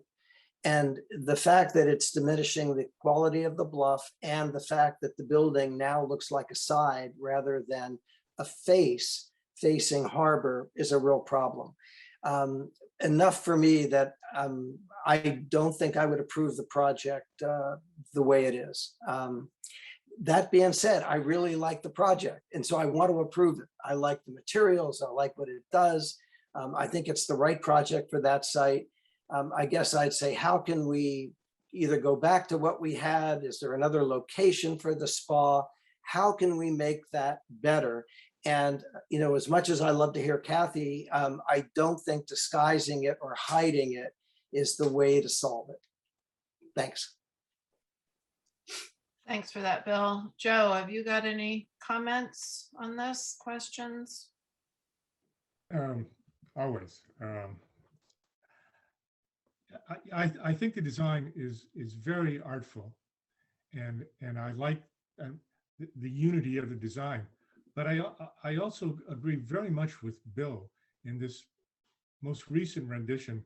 In my layman's approach, there is just too much hardscape on that side, and I much preferred seeing more of the sloping bluff and the vegetation there, obviously, than seeing this retaining wall and then the flatscape where the spa is. So that's very important to me.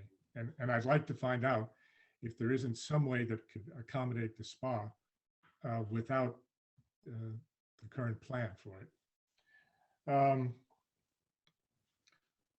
With respect to the charging stations, I would like, I appreciate that there may be a plan for charging stations in the future, depending on demand, and that strikes me as a pretty efficient way to do it.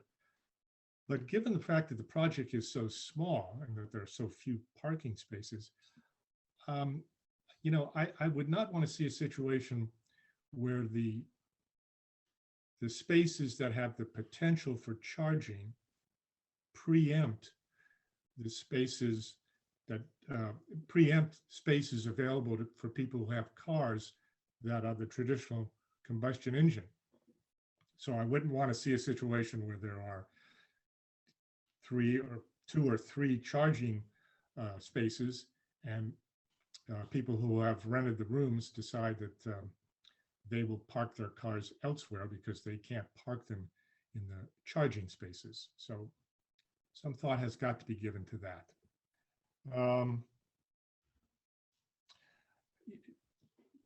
This will probably strike most of you as a less significant point, but again, I'm going to mention the idea of the trellis and the umbrellas. We may, hear comment that there's no intention of putting umbrellas up there, but I have a feeling that not having any shade on the roof of that one front building is going to dramatically reduce the utility of that space, and that somebody, be it the owners or the clientele, are going to suggest some kind of shade, and umbrellas are going to pop up, and I think that's going to be very much not in keeping with the design of the building. So I'm thinking, that the trellis was probably a better solution if perhaps the trellis could be somehow confined so it did not exceed the 17-foot maximum height. With respect to the trees, I think Sean Green's comment was really worthwhile. I think the tree furthest up the hill, farthest east rather, might not be a good idea because it seems to obliterate most of the view from further east. And I also think that because the current trees are so large and ancient, I just think logically that this project is a candidate where we require trees being placed in some kind of a tree bank or planted somewhere else on the public sites to make up for these very significant and majestic trees that we're taking down. I can appreciate how these existing large trees have got to go in order to give us the kind of architectural accommodation that we also want, but we should be trying to replace these trees somewhere else in the community. And I think that's pretty much all I have to say. Thanks, Joe. Jen, we got any Hi. questions or comments from you? Susan, you and I were the two that brought up the EV stations in the very beginning. And so it's I've stated how important I feel that they are. However, after visiting the site, talking to neighbors who live on Pelican Place, and realizing the limitations on parking, I do like the idea of having the infrastructure placed there, making sure that that is in the plans, that it's stated that that infrastructure has to be ready to go. However, based on need, whether or not the owner decides to put in the stations, I think may be, a better thing, because as Joe said, I would hate to boot out a regular, non-electric vehicle to park in that space because it's being reserved for someone to charge their vehicle. So considering the limited parking, I wouldn't pursue requiring the EV station as of, at the very beginning, but I think it does need to be stated that there is definitely going to be a need, if not sooner than later, for that. As far as the trees go, I'm right there with you, Joe, as far as, when you're removing trees, it crushes my soul a little bit.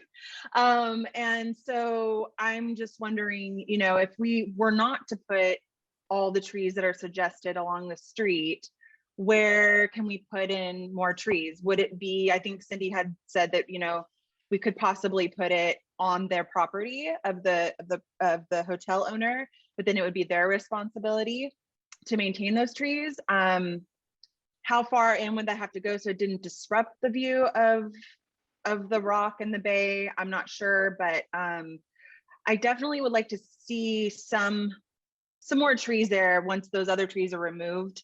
I would hate to not put more trees and then also not put the additional trees along the street. So I think that's important to say. And if not there, where can we replace those? Where can we put those trees in the city?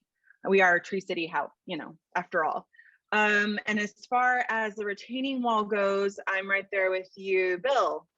I'm not a fan of the side of Harbor Street anymore. Absolutely loved the original drawings. I liked the hillside, the way it flowed. I want to say to Tom, thank you so much for all of the changes that were put into that we asked for originally with the market side of the hotel and also the front street view with the pilings. Those are everything you did is amazing. The spa is a bit of an issue in that location for me as well. So at this point, I as well am not in favor of that corner of the hotel as is of right now. So that just doesn't settle well with me. And I don't know that I just I'm not liking that side of the hotel. So that's pretty much all I have to offer at this point. I don't really have any further questions. That's just where I'm at. But overall, I think it's a gorgeous project and I'm excited to see it eventually, be built. Thanks, Jen. I have a couple of questions and clarifications on a private project like this, where you have parking spaces for your tenants. Do EV spaces have to be reserved? One would assume when somebody reserves a room in this, they're going to ask, do you have charging stations? And that may affect their decision whether to stay there or stay somewhere that has charging stations. But given that you may have one or two folks who have an EV car and 4 people that don't, or you have nobody who has an EV car, you can still park in those spaces. It's a private property. I would assume they accommodate the guests that they have. Would that be correct? And I guess that's a staff question, Cindy or Scott.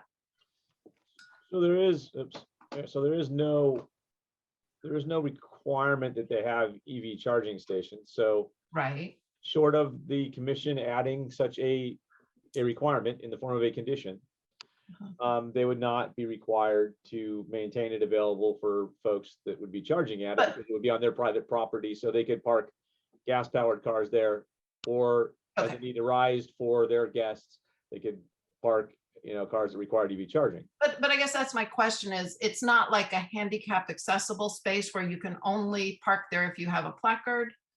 If it's a private business and there are no guest tenants that need an EV charger, at that time, anybody can park in that space. Under this scenario, yes. Under other scenarios, maybe not. Again, if the condition were to add a requirement that said you have to provide 1 EV charging station, and that was the extent of the condition, that would be available for folks with EV charging needs, period. Wouldn't be available to the general public. If you required them to put in infrastructure for later implementation of EV charging stations, then certainly as the need arose and they put them in, they could manage them on their own.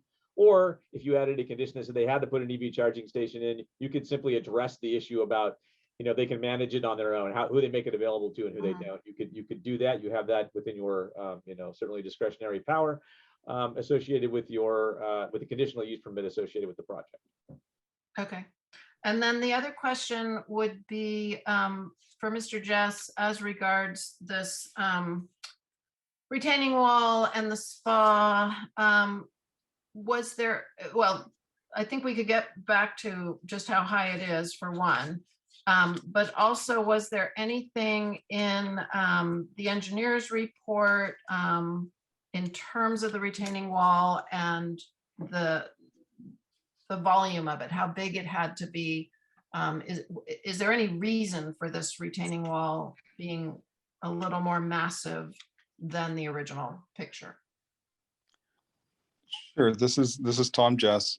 So the original proposal that we came to with conceptual design did not have the spa. So the view deck was smaller. So the retaining wall that we're speaking to was not a consideration at that point. There was still a retaining wall there to hold up the view deck, but it didn't come out to the corner the way it does now to support the spa. The height of the spa is dictated by handicap accessibility rules, so it has to be on the same elevation as the view deck in order to provide handicap accessibility. Otherwise, we could step it down and bring it down to reflect the adjacent grade and make that retaining wall lower. However, we wouldn't be able to provide handicap accessibility without putting a chair lift or something convoluted like that gets really cumbersome and awkward. The height in regards to the proposed heights of the wall, they're indicated on sheet C 2.1, and the height varies across as you would imagine adjacent to the grade. The height is I think it varies from like 3.5 feet to 6 feet for the bulk of it, and then at the corner of the site where it's highest, it's 9 feet. And those, like I said, those heights are indicated on the civil grading plans. It's just the number and then the letter H, meaning height, if you were to look on those sheets for reference. But those are the heights. Bill, you have a question? Hi, Tom. Is there another location you could put the spa? It'd be really tight. It's a fairly tight site.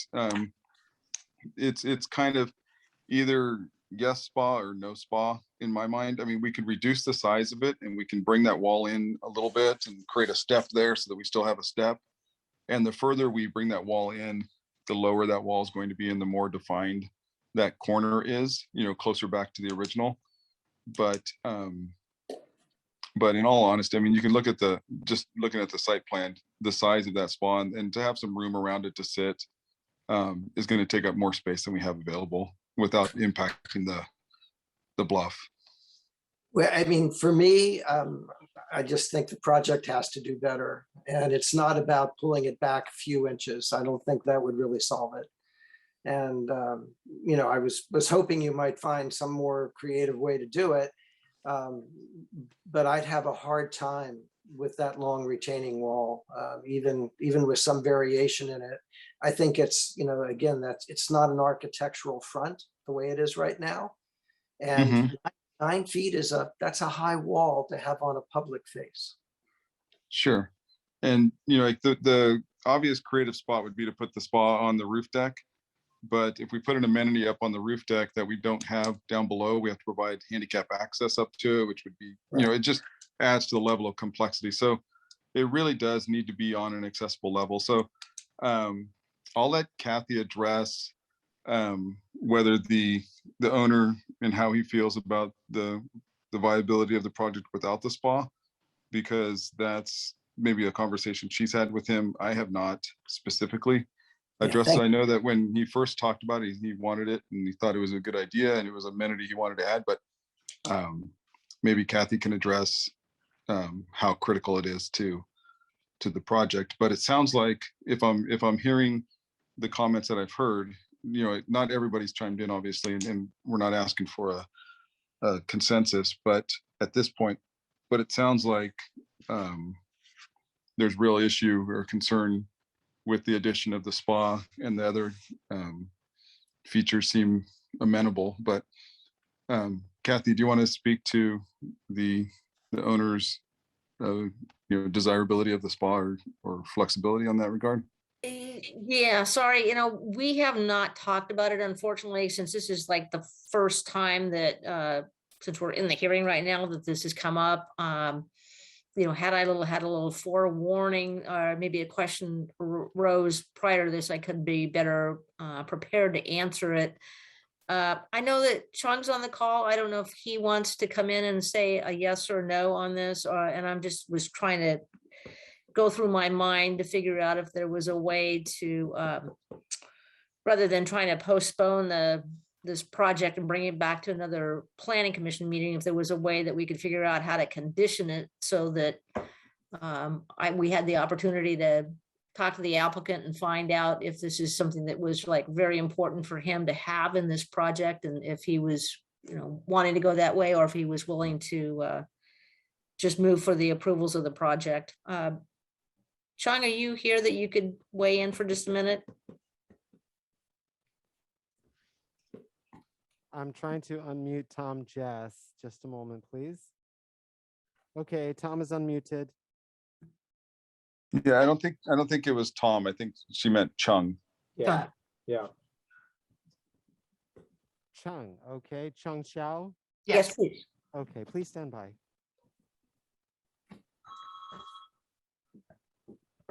Okay, Chung, you are unmuted. Hey, Chung, Okay. can you? I don't take Casey. Yes. He's on the phone with me too. So can you mute me for just a moment unless I can talk to him? Hello, Casey. This is Chang. Okay, I have muted Kathy Novak. Are you willing to do away with the spa? Then we can take out the spa. We don't need a spa right now. Yeah, I Okay. think make everyone the view will be better. I understand that. We don't need another spa. Take out that. Okay. Great, thank you. All right. Well, that sounds like we solved that problem a lot more easily. Yeah. than- No, you will talk. Thank you. Bye. Okay, we'll talk a little bit. Yeah. Bye. Okay. All right, if I'm still here, thank you. I'm sorry about that. It was a little confusing because he had me on the phone as well, and I was Yeah. picking up you. But I think you got the answer that he Yeah. said that he's okay with that. So if there's anything else I need to do, please let me know. Well, that might save the project a little money too. Not putting in a spa and all that infrastructure and the extra retaining wall. So does that make the commissioners more comfortable if we were to sort of revert that plan back to closer to that original drawing without the spa? Bill? I think, Susan, for me, it does. Mhm. I think the original one, it would have to comply pretty closely to what that one is, which means not just remove the spa, but following that outline and footprint. Right. And I'd be comfortable approving a project if that was part of the condition. Okay. Mike? Yeah, and I agree exactly with what Tom just said, that I would be okay with approving if that was a condition. Okay. It has to be back. Okay, and then I'd like to revert back to, I think regarding the EV charging station, I think Tom answered the question, which is the manager and the owner will have the opportunity to use those spots any way they want. If you're not using it for EV charging, you're using it for a gas car. It doesn't, we're not taking or giving anything away here. So all the spots will be available, but the manager and the owner will determine how they will be used, and the infrastructure will be there to use them accordingly. So thank you. You asked that question, Susan. So we're not losing any parking spaces. We're just making available EV charging if needed. Okay, thank you. Okay. And I would like to, just a quick question to staff. If we do condition the project to remove the spa and that corner and go back to closer to the original drawings, does that make any problems at your level, or require it to come back to us again, since we have that concept already in our notes here? Well, and Cindy showed it to you. Mhm. Right? She had the previous one, so you saw it. You've already seen it before, but you've seen it now again. She showed it to you on the screen, so you've seen that. So we can craft a condition that it go back to that original design. Before we add that condition, we might want to get maybe Tom or Kathy back on the line to make sure they understand all that and they're good. But if you conditioned it that way, then you would just do it subject to the review and approval of the community development director, and I would make sure that it happens accordingly, given that we have a plan that already shows it that way. I'm Okay. comfortable with there. Hopefully the commission is as well. Okay. And then as far as the EV charging stations, my understanding is they're planning on building in the infrastructure so that they can come online if and when they are needed. do we need to make that a condition as well, or just go along with what the applicant has said is their standard practice? It's entirely up to the commission. You could condition they put the infrastructure in. You could not, and trust that that's what they're going to do. Certainly, over time, they will probably end up with EV charging stations in their parking lot because that's where we're going, right? So at some point they'll have them. If that's not sufficient for the commission, then you could certainly require through condition that they put the infrastructure in. They seemed amenable to that. Obviously, Jess offered that up. So I mean, you're not conditioning something that wouldn't otherwise be happening based on. And it makes sense to do it now when you're in the process of building versus having to add it in later. Makes it a lot harder. Bill. Thanks, Susan. I did have a comment on the EV charging stations. I'm really hesitant to put a condition for something unique to this project without really specific justification around the EV station.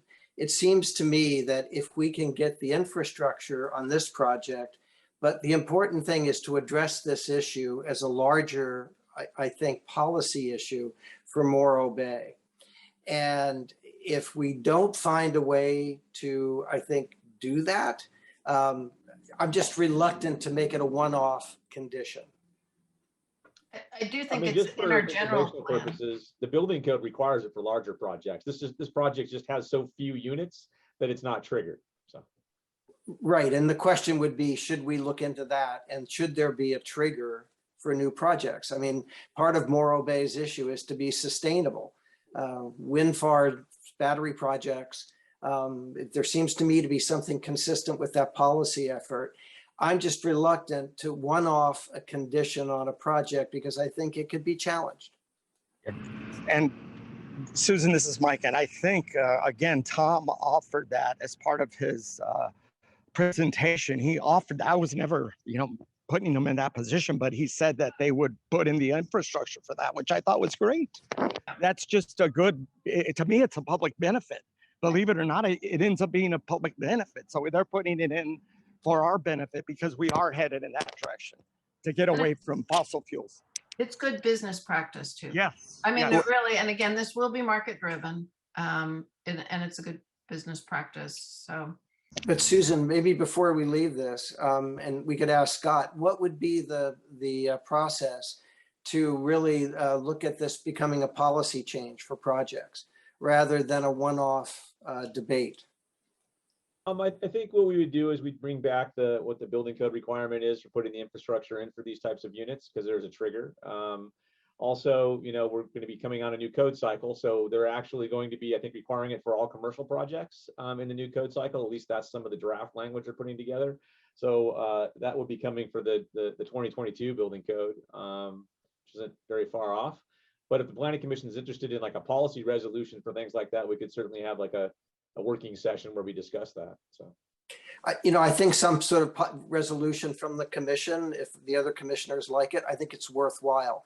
And we spent a lot of time tonight discussing this. So let's try to get something out of it that is more, I think, supportive of development, not popping this on somebody at the last minute, but making it an anticipation. And I think it's a fair one. I think it would be a good policy change. Thank you. Okay, any other commissioners have any comments or questions at this point? Joe. Well, are we going to address the issue of reducing one or more of the trees and a supplementary tree bank? And finally, I suspect that no one's as distressed as I am by the likelihood of umbrellas up on that roof, and that we should perhaps restore the trellis. I agree with you, actually, Joe, on the umbrellas up there. I think that would be really kind of awful. But I mean, I don't want to place an additional burden on the development office and the seemingly minutia of periodically looking to see if there are umbrellas up there. So Joe, what about this? If, I mean, this has felt like a very cold and foggy summer, and if they needed umbrellas and shade, it would be really a wonderful day in Morro Bay to have that much heat and sun. It seems like it's possible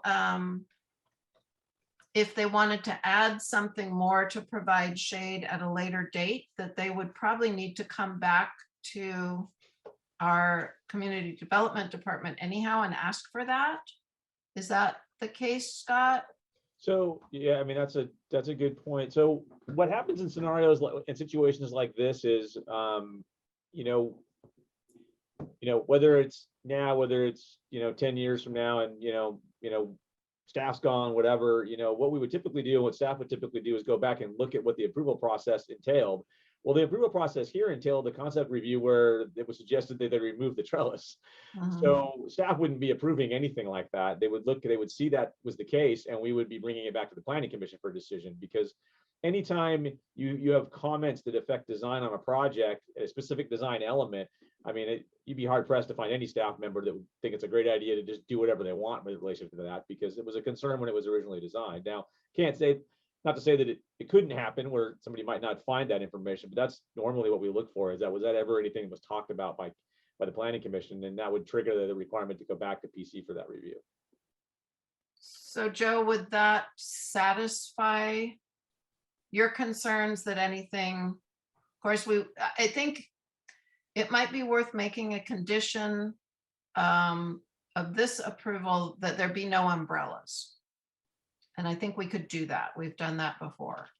And then if they felt the need for shade, wanted to address the trellis issue again, it would go back to the department and then back to the planning commission to review it again. Is that acceptable?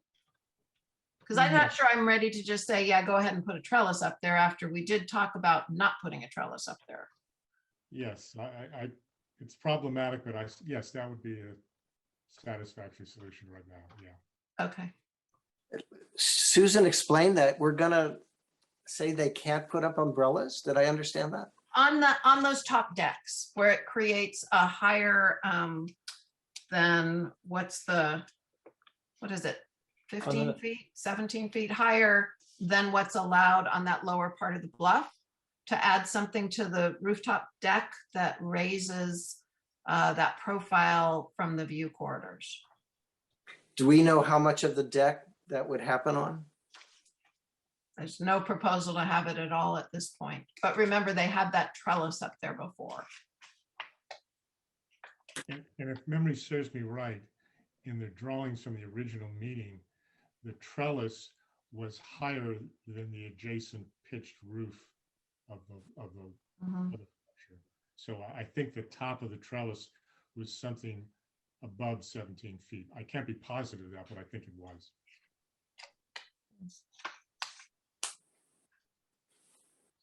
All right, anybody willing to make a motion at this point?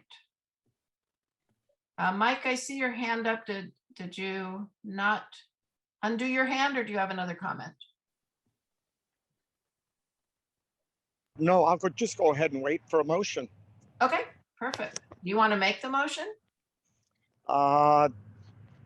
Yeah, why not? I'd like to move forward and approve this project with the condition that the wall, that it go back to the original design, and that I think that was the only major condition that the applicant did not state was going to happen, like the EV charging, which was my big issue. So I felt like that was something that they were going to do anyway. But I believe the only major thing we were requesting is that it go back to the original design for the retaining wall.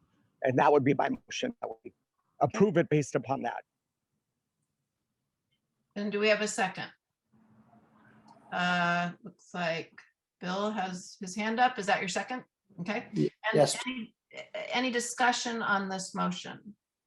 And I guess Jen's got her hand up. Yeah, just really quick. I'm in favor, of course, of moving along with this.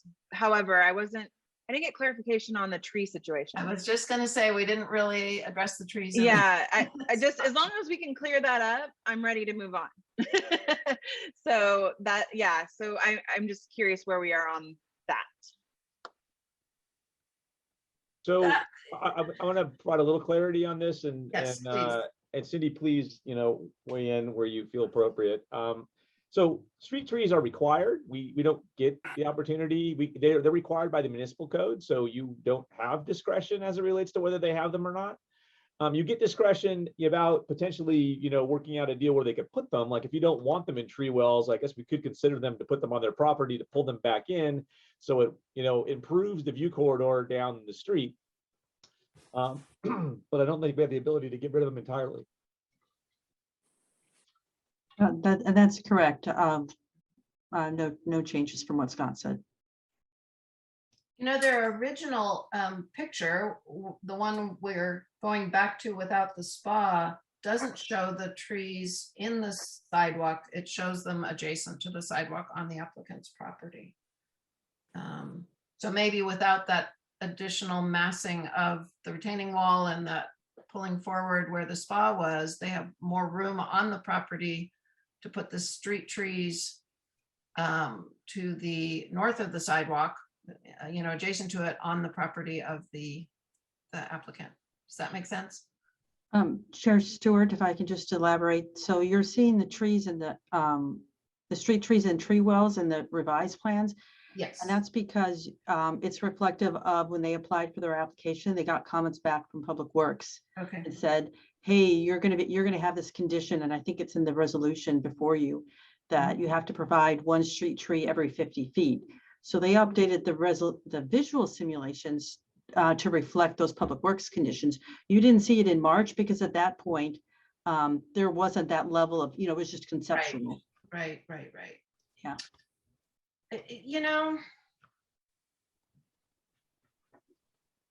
a lot depends on the kind of tree it is too. What they choose. There, you know, there are trees that have a lot of mass and bulk, and there are lacier looking trees. So maybe that's something staff can just work with their landscape architect on tree choices. That might be Damaris, or it could be the community development staff. I don't know. How strongly do you feel about removing the trees from those tree wells in the sidewalk, Jen? I do not feel strongly at all. I just wanted clarification. Sure. No, I totally Yeah. get it. Yeah, it felt like something hanging out there that we hadn't quite addressed. Yeah, I just wanted to make sure that we were, because it had been brought up, and yeah, I just wanted to be clear on that before we moved on with the motion. So. Okay, Joe.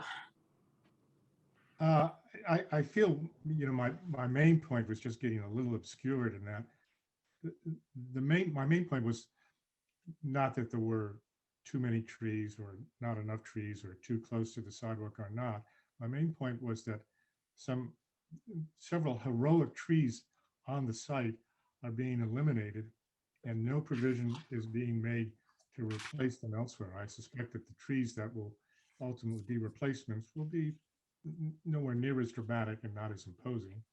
And so this continues the trend of where these really monumental trees within Morro Bay are disappearing all too quickly.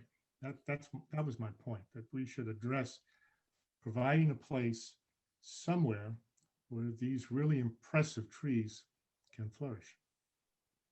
And again, and then I wasn't sure if there was going to be an additional condition that, again, the mundane, eliminating the umbrellas on that upper floor.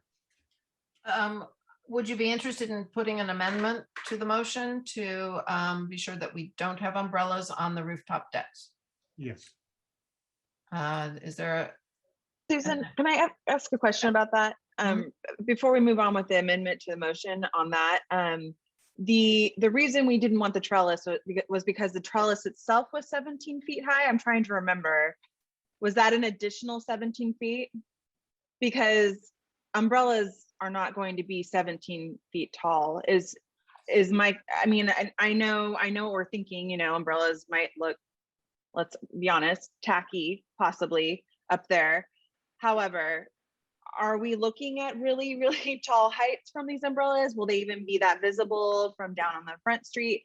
I'm just, without having that information, I don't know that I feel comfortable making a motion about it, is what I'm getting at. So, but I hear what you're saying to both you and Joe. I totally get. not having umbrellas up there is a great idea visually. But I don't know that it's worth putting in a condition Okay. about.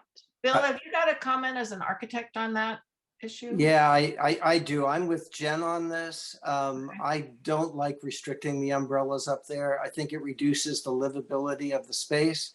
The great thing about umbrellas are they're not going to leave them up all the time. Trellis is there permanently. So I understood that one, but to limit umbrellas on that space, I don't see the need and I wouldn't support that. Okay.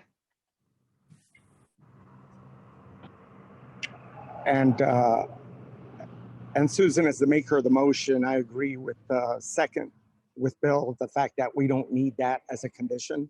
Okay. I feel that that could be, we could live with that, and I'd like to clarify that when we were talking about the spa, but what I was really trying to get to was getting back to the original design for the wall. You notice I said wall, I never mentioned spa.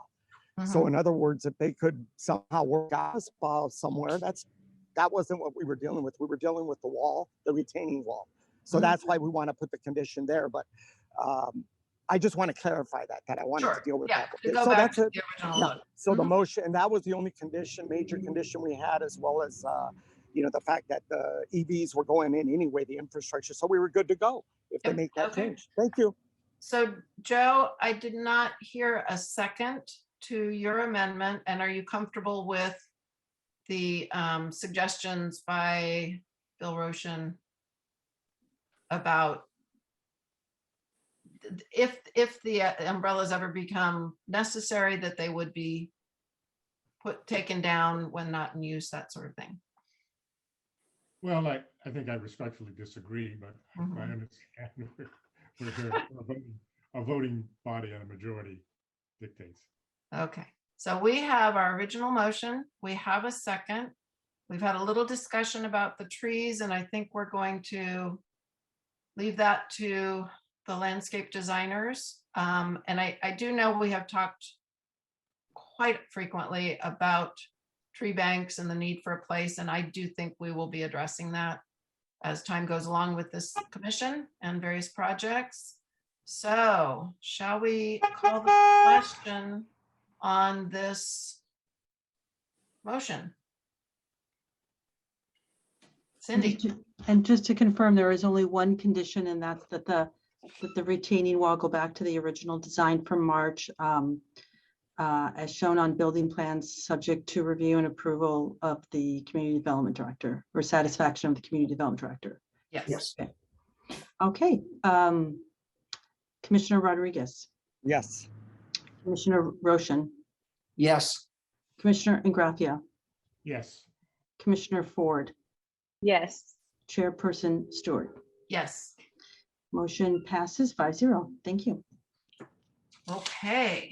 Thank you, everybody. Do we need a little break? Jen says yes. Let's take about 3 minutes, little tiny break. Thanks. So we will be back at 8:11.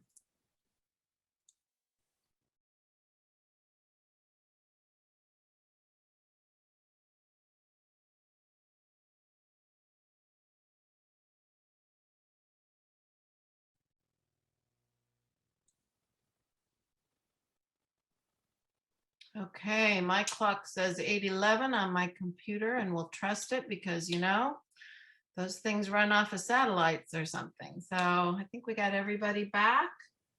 We have item C, new business. There is nothing there. So we're on to D, unfinished business. First item is the Planning Commission Development Review Subcommittee update. And let's see, Mr. Graham. Yeah, we're still trying to work out the timing for us all to meet. Hopefully I'll send out another round of emails to the subcommittee and see if we can't get that to happen. But short of that, we have made some additional progress on our the sort of improvements to the project tracking systems that we're doing. We are taking limited applications in right now through our public portal on the building side of things. basically over-the-counter building, plumbing, mechanical type permits that don't require plan check right now, having folks submit that way. Just so we're kind of working out the bugs in the system right now, and we're working with the folks that helped us with the implementation to just streamline and make the portal, public-facing portal, more user-friendly. And so we're in that process right now. And then we're going to start the implementation of the electronic plan check thing with DigiPlan here. I think our kickoff meeting is next week. That'll take a couple of weeks for them to implement, and probably about a month and a half of training for everybody. And then as soon as we're done with that, we're going to open it all up, and we're going to start requesting that people submit applications to us electronically, both for building and planning, and moving more towards a paperless world. So that part of it's exciting. So That is very exciting. I am looking forward to that. We are going to have and along those lines, we are going to have an update on development review process improvements with the city council at the meeting on the 14th as well. I just finished the staff report for that about 4 hours ago. So. Okay, so we'll all tune in and hear what's going on with that. Sounds good. Okay, D2, Planning Commission Public Benefits Subcommittee update. Anybody got a report on that one? I saw Sean send out an email to the subcommittee and myself a little bit ago. I hadn't had a chance to look at it since we were in the middle of the meeting. Has that group met? Yes, Susan, this is Mike Rodriguez. Hi, Mike. Yes, we have met, so we're still working on this. So, Sean basically put out a little update on what we had done, but believe it or not, trees will be a huge part of the public benefit program. So we will be banking, we will be, so everywhere we lose a tree, we're gonna have 5 more or 10 more if we can do it. So we're taking note of where we do lose and, what we have to make up. That's excellent. I was going to suggest, this is a perfect place to put it because it's a work item that's already happening. Sure. And it fits. It fits. Trees are a public benefit. So. Yeah, and so since we took so much time today, I'll just wait till we do more work and I'll report out at the next meeting. Okay. Maybe give us a little bit. Yeah. Yeah, it looks like in the comments from Sean that they're potentially targeting the second meeting in October to report back to Planning Commission with maybe some actual deliverable type stuff, which is exciting. So that's good. So yeah, perfect. Now, is it appropriate at all if any other commissioners come up with brainstorm ideas to forward them to, say, Mike? To forward them to, say, the community development director? Or, okay, so we'd send it to Mr. Graham and he can forward. Okay, perfect. Yeah, we can't have, that's why we have subcommittee as 2 of you. We can't have any of the other ones interacting with it because it creates Brown Act. Right. All you want, so. Yeah. Okay, I could see that people would be thinking of things as we go through all of this that might, that's a good public benefit we could add, so. Yeah, and we definitely do get them. Yeah, and we do use Scott in the reverse as it go between. We have Scott, we keep them busy. Thank you. Okay. All right, thanks, guys. Yes, Joe. Just one more thought, it just came to mind. Mhm. For the other commissioners thinking in terms of additional community benefits, there's also the idea of thinking where the breakdowns would be between a large project maybe and a medium-sized project and a small project, and trying to think of sort of categories of either square footage or the monetary value of the project, as distinguishing when a project would be large, medium, and small. Good point. Okay. And I think we're moving on to the Community Development Director comments.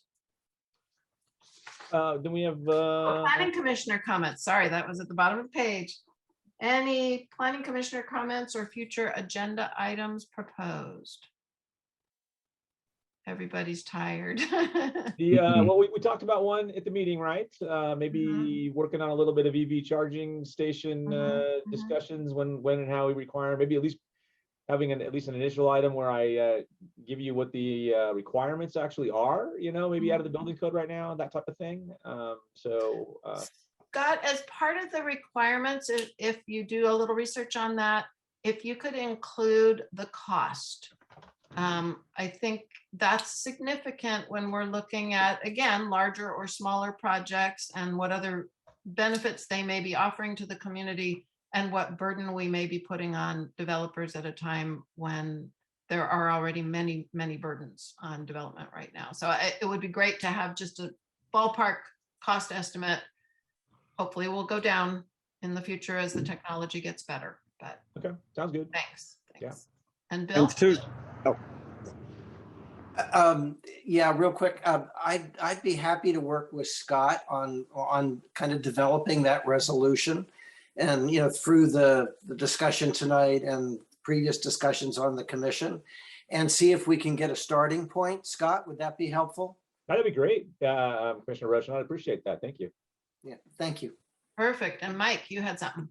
yeah, and the other thing is Scott said it, that, what will be the new legal requirements, as we're moving forward, because, Sacramento's continuing to push, green energy. So where are we going to be at in 1 to 2 years based upon legislation? So you guys are on it. So thank you very much, Bill, for volunteering to do that for us. Thank you. Okay, anything else?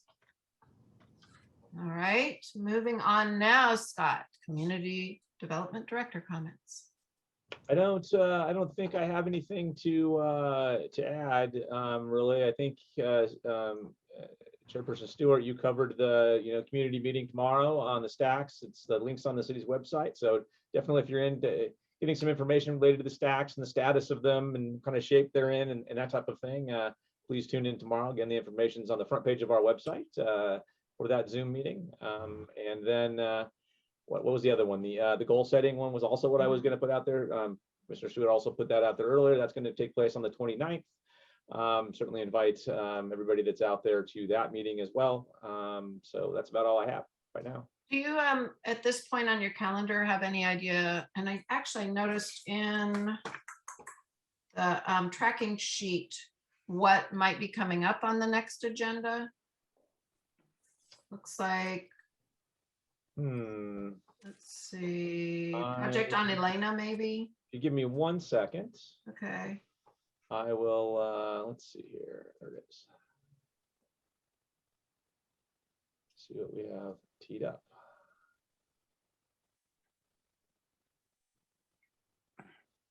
Oops.